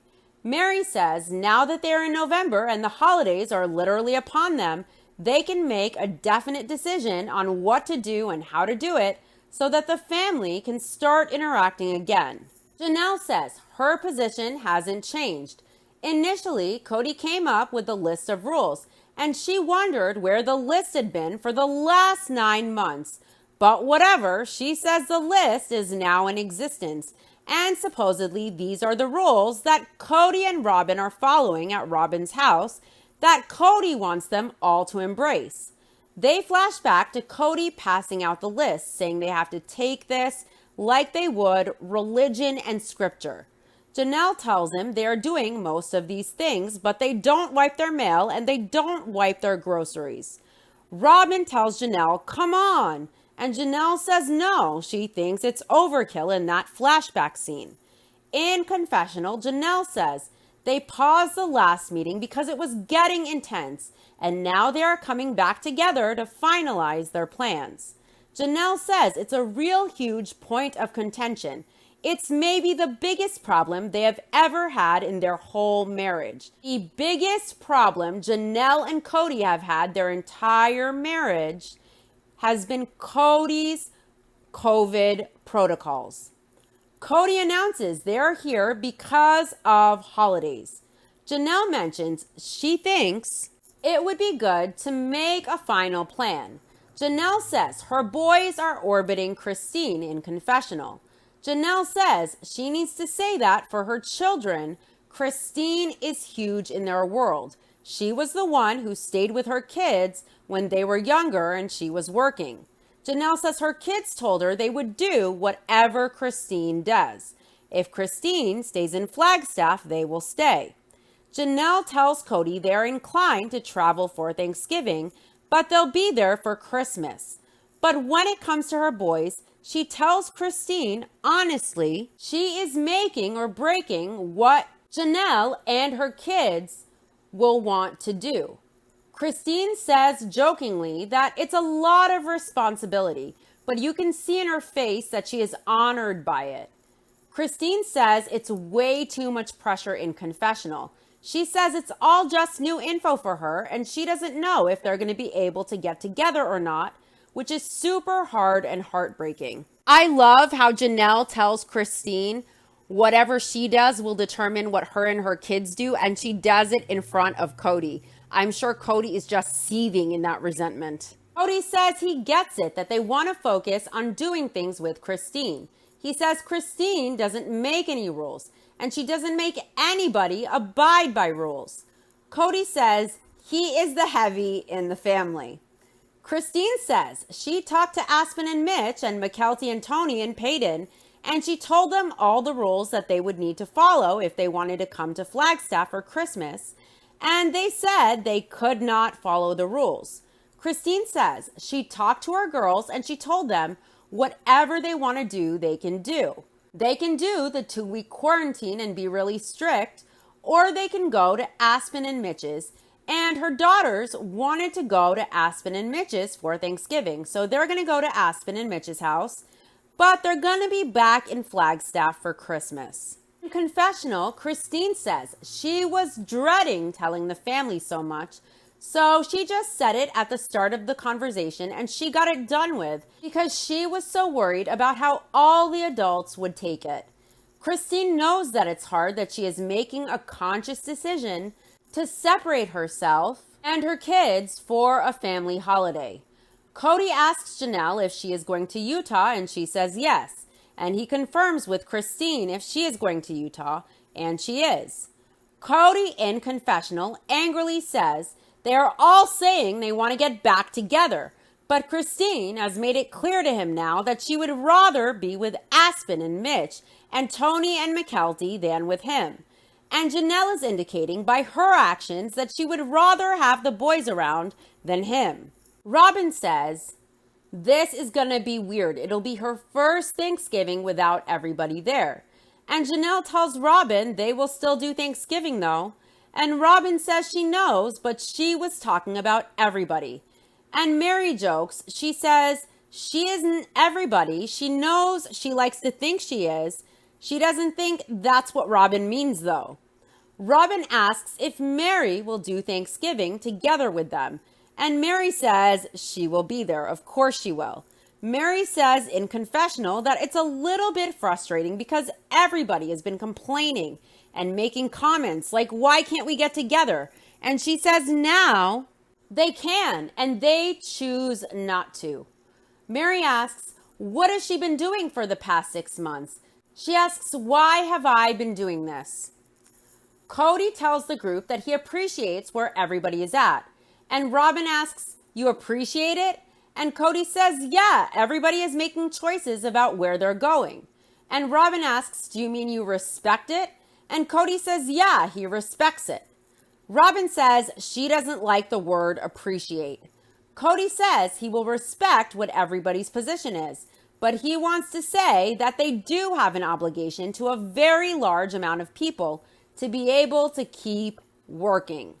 Kody says in Confessional, they all work with people, and this issue of COVID becomes a very economic issue for their family and the families of those people who they do business with. Kody says Garrison works with people and he could harm them. Kody says Christine has an employee and that employee could get COVID and take it to their own family.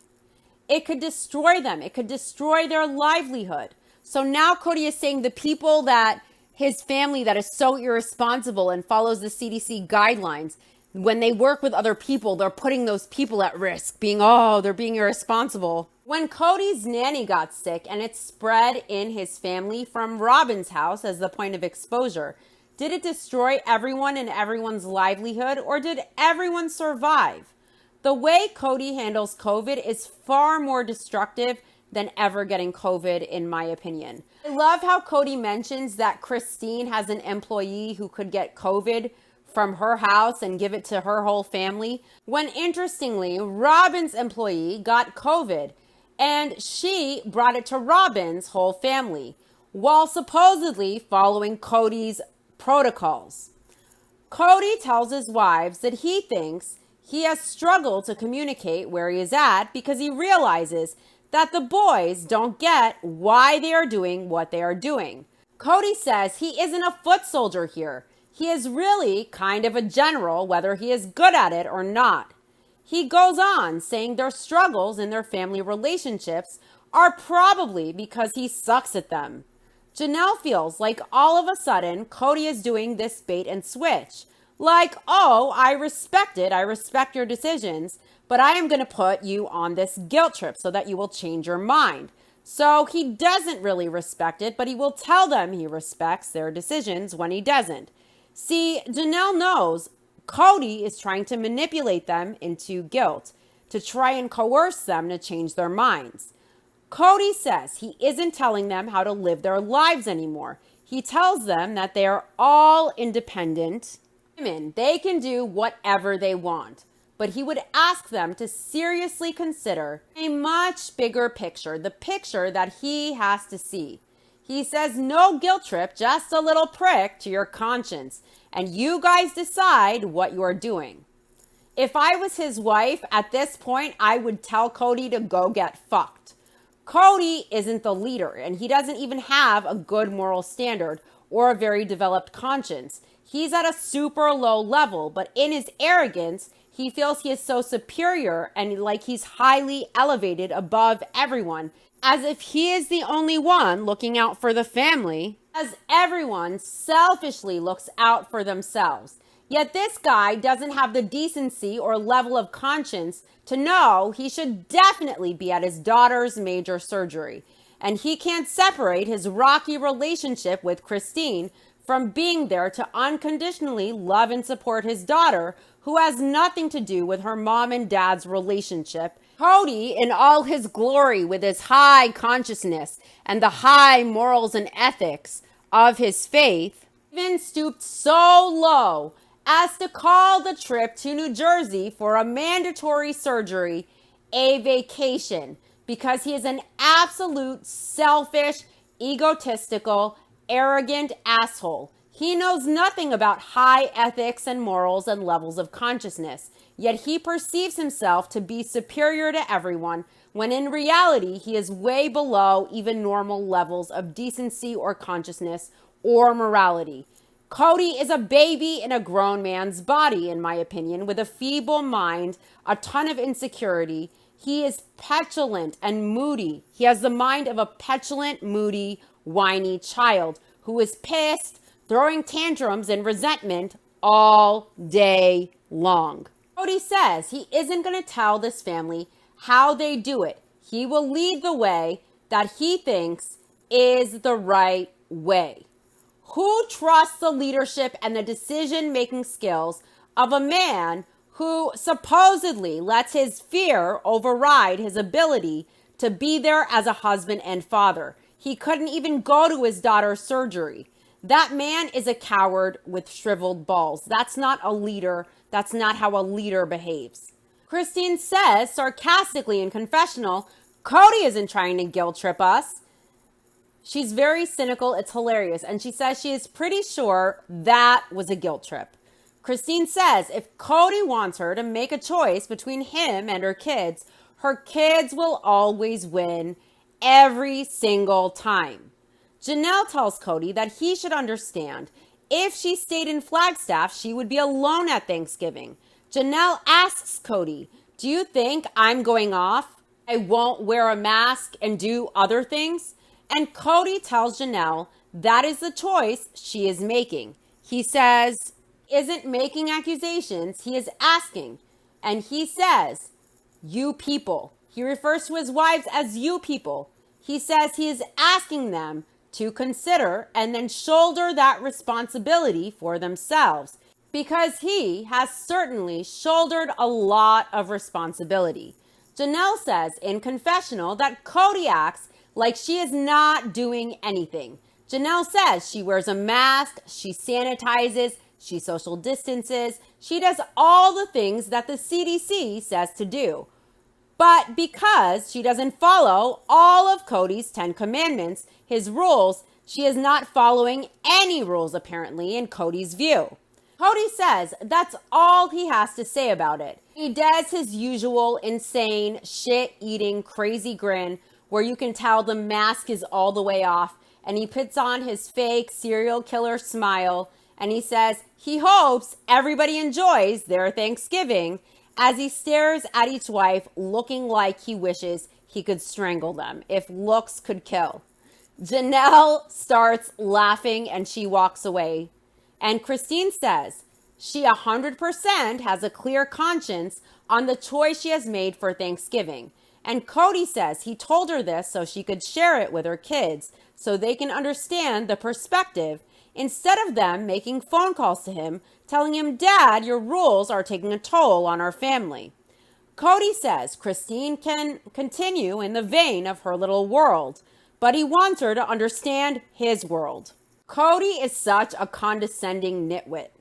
Janelle says it sounds like a guilt trip for the choices she is making, so she is not alone. And she tells Kody there would be no way that Garrison would be out of the house in time for her to be clear for Thanksgiving.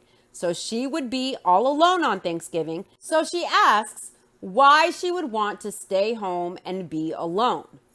Kody tells Janelle this is actually a plea as much as anything so that he and her can get together. Janelle says it sounded like a guilt trip. Like, I hope you know that you are jeopardizing all these people. Janelle asks Kody, you don't think I'm aware? You don't think I'm being careful? And Kody says he thinks she understands where he is at, and he thinks she understands what he is talking about, and he thinks she understands the big picture that he has, and he wants her to just respect that. He asks, okay? And Janelle says, yeah, fuck off. And she walks away. That moment when I first watched it as the episode came out and it was fresh, I mean, I was so happy when she told him to fuck off. It was like so satisfying.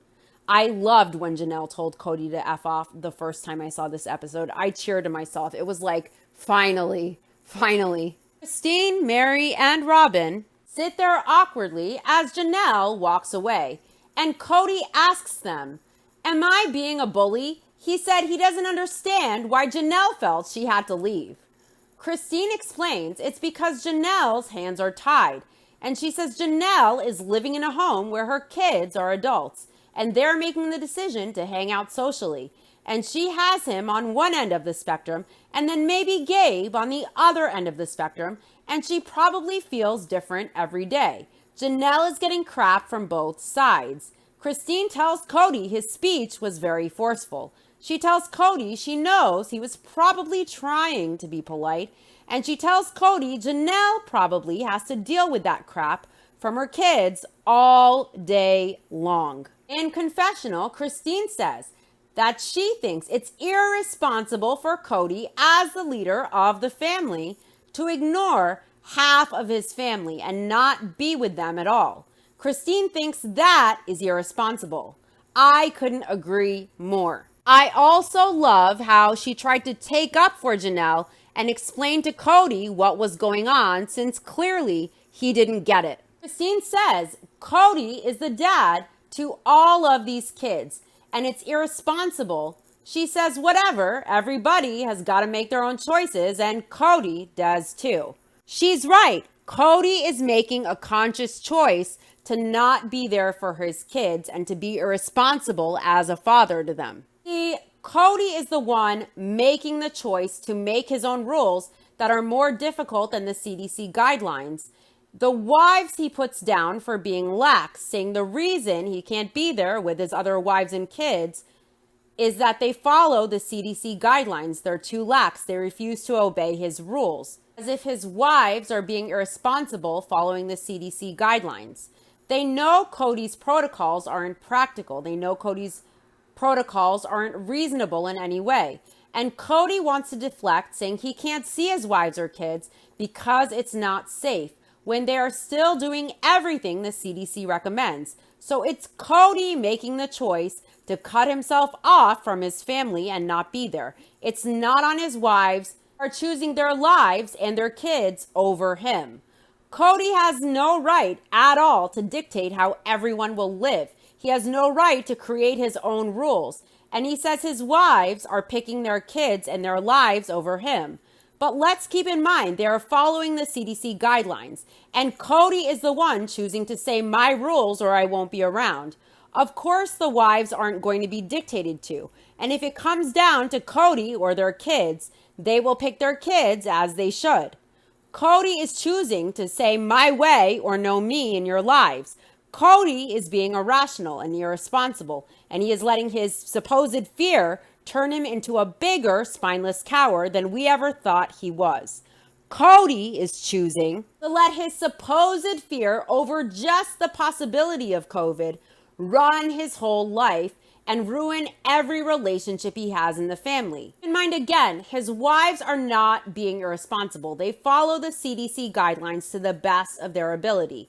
They shouldn't have to jump through Kody's personal hoops to be dictated to on how they should live just so he comes around. Why would they want such an unstable, spineless, negative person around? It would feel suffocating to have to constantly stroke his ego and walk on eggshells. Why do the extra rules just to experience hell and aggravation? Kody says people are making choices and he feels like he is getting blamed, and that's just the way it is. In Confessional, Kody says, here is the thing. This is what he knows about himself. He knows that if someone in this family dies, there will be a bunch of other people he hates because of it. Kody thinks Christine hates him, partly because Truly almost died, and she thought that Kody had been negligent. He says it changes relationships. Flashback to 2014 in Vegas, where Christine is taking Truly to the doctor. Christine says Truly is lethargic. She doesn't have energy. She is just sitting there. And Kody is sleeping on Robin's bed, and Robin alerts him, asking if he saw the text from Christine. Kody asks, "What's wrong?" And Robin tells Kody that Christine is taking Truly to the emergency room. They show Kody calling Mary from the hospital, saying they brought in another specialist and the concern is kidney failure. They show a confessional, and in this scene, Christine is sobbing as Kody says, one of the nurses told them that normally, in cases like this, they don't ever expect the patients to leave the hospital. Kody says, in Confessional, back in the present day, that the reason he never brought this up before is because he didn't feel like he had to make the argument so forcefully in the past. Kody doesn't want to have one of his children die and then have himself hate the people who weren't doing the rules and then end up in a divorce with whoever's child died, because that's pretty much a given anymore in their culture, he says. In my opinion, I think this is bullshit. And Kody is trying to pull out the death card and how Truly almost died, like he fears for his kids so much as the ultimate protector. First of all, maybe if Kody was more cognizant of hydrating Truly and her condition while he was in charge of caring for Truly while Christine was away, that kidney failure may have been less likely to happen. Secondly, the family did get sick through the point of exposure being the nanny in Robin's household. No one blamed Kody, no one hated him, and no one died. Most people who get COVID won't die. It's very possible, of course, but it's not likely, especially when there's no other risk. The majority of people who get COVID live and survive. Did anyone point the finger at Kody and hate him because they got COVID that came from his house with Robin? Also, Kody trying to make the argument so forcefully, trying to evoke justification by mentioning Truly, is so gross and manipulative. Kody contributed to Truly's illness by not paying as much attention to her as he should when he was her caregiver while Christine was away. And he wants to say he is so cautious. He's a protector. He's protecting the whole family.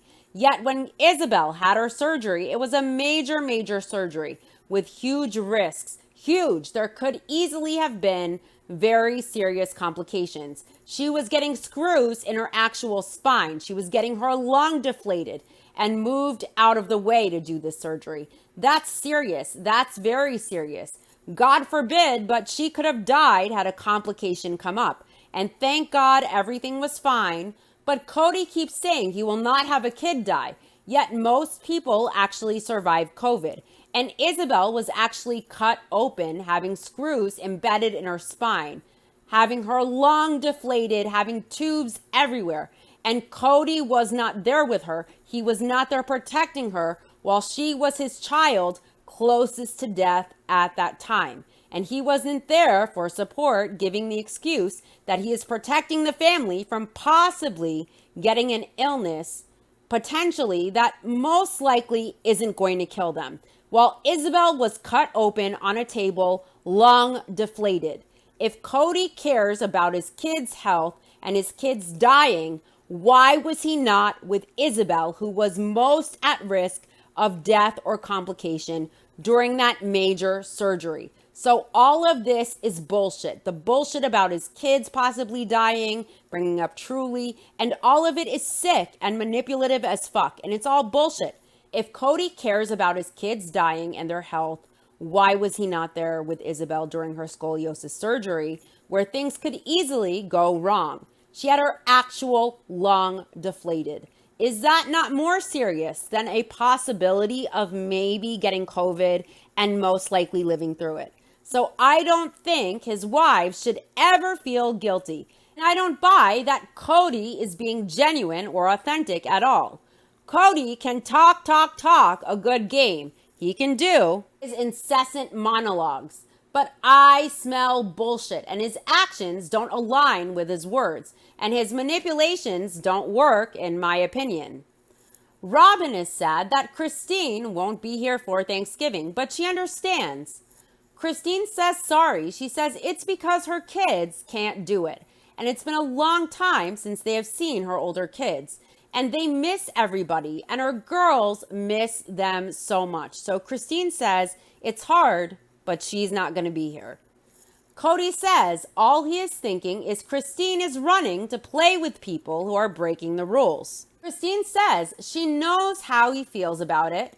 Kody tells Christine it makes him jealous in a way because these are rules he has imposed upon himself for good reason, but it makes him jealous. Mary says every time she sees somebody on social media getting together with friends and hanging out, she wants to do that. She wants to be with her people. She wants a hug. And she has literally spent the summer here, isolated. Mary says she doesn't know why this couldn't have gotten resolved 4 or 5 months ago. Mary asks, what am I supposed to say? He's spending the time at Robin's because she is following the rules. He's not spending the time at Christine's because she is not following the rules. He's not spending the time at her house because he just doesn't spend time at her house at all.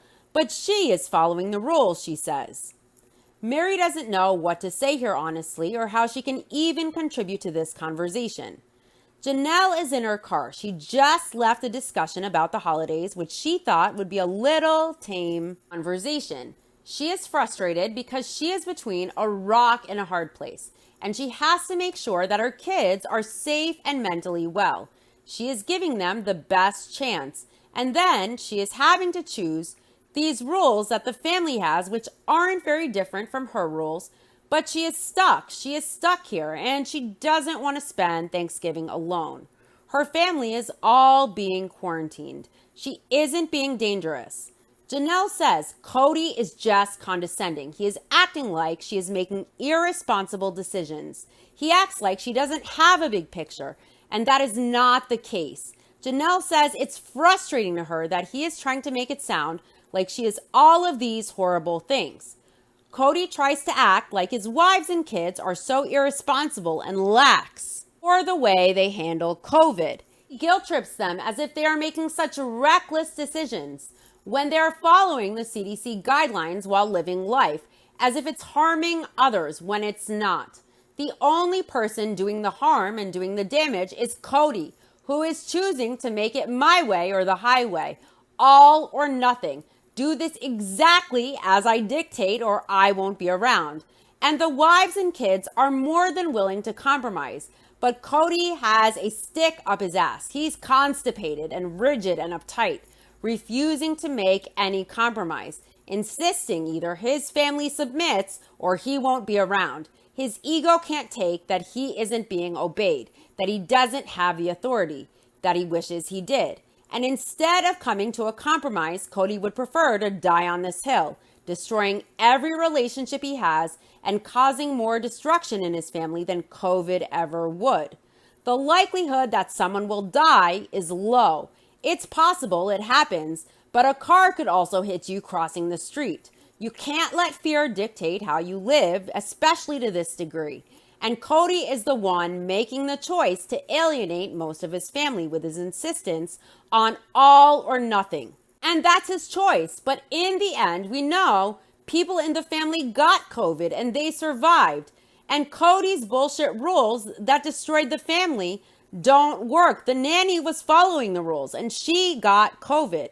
So his rules don't work any better than the CDC guidelines that the rest of the family followed. The people who followed the CDC guidelines, who lived and lived responsibly, didn't get COVID until the family attended a birthday at Robin's house and the sickness in the family began because the nanny got COVID from her husband and she had been at Robin's just days ago. Did Robin sanitize her house before her family came over? Did she and Cody and the kids take rapid tests before the birthday to make sure no one would get sick, since they are so protective of the family? Obviously not, because people got sick after attending that birthday for Ari. Notice how with all the traveling and the massages and this and that Cody shamed his wives and kids for as they followed the CDC guidelines. And no one got sick until they went to Robin's. Karma always finds a way. Maybe if Cody relaxed and he compromised and he did a democracy rather than a dictatorship, no one would have gotten COVID because of the nanny. Maybe Cody's rules don't work. Maybe in the end, compromise and possibly catching COVID and most likely surviving it would have caused much less damage to the family and the relationships in the family than Cody's insistence on his ridiculous protocols. By the way, Cody isn't the CDC and his doctor isn't the CDC either. What makes Cody think he is so advanced in virology and epidemiology that he can create his own rules and dictate them on people? Does Cody even have a bachelor's degree? If he does, in what exactly? Is it in science even? I doubt Cody ever even sat through a science class with the hormones in the mouth kissing talk that he gave. Also, Cody says he won't have his kids die. He's protecting the kids. He's looking at the big picture. But again, Isabel was cut open. Screws were hammered into her spine. Her lung was deflated to gain access to her spine. Things inside her were pushed around. It was serious. It was complicated. It was painful. She needed him. He's the leader of the family. He's the protector of the kids, supposedly. He cares about keeping his kids safe and healthy and alive. So where was Kody in the most dangerous moment of Isabel's life?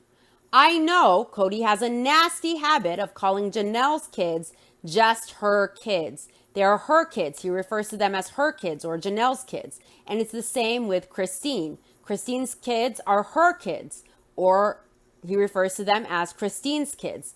Kody never calls his kids with Christine or Janelle our kids or my kids.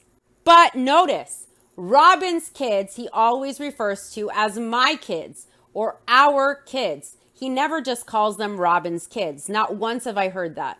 But Isabel is Kody's kid too.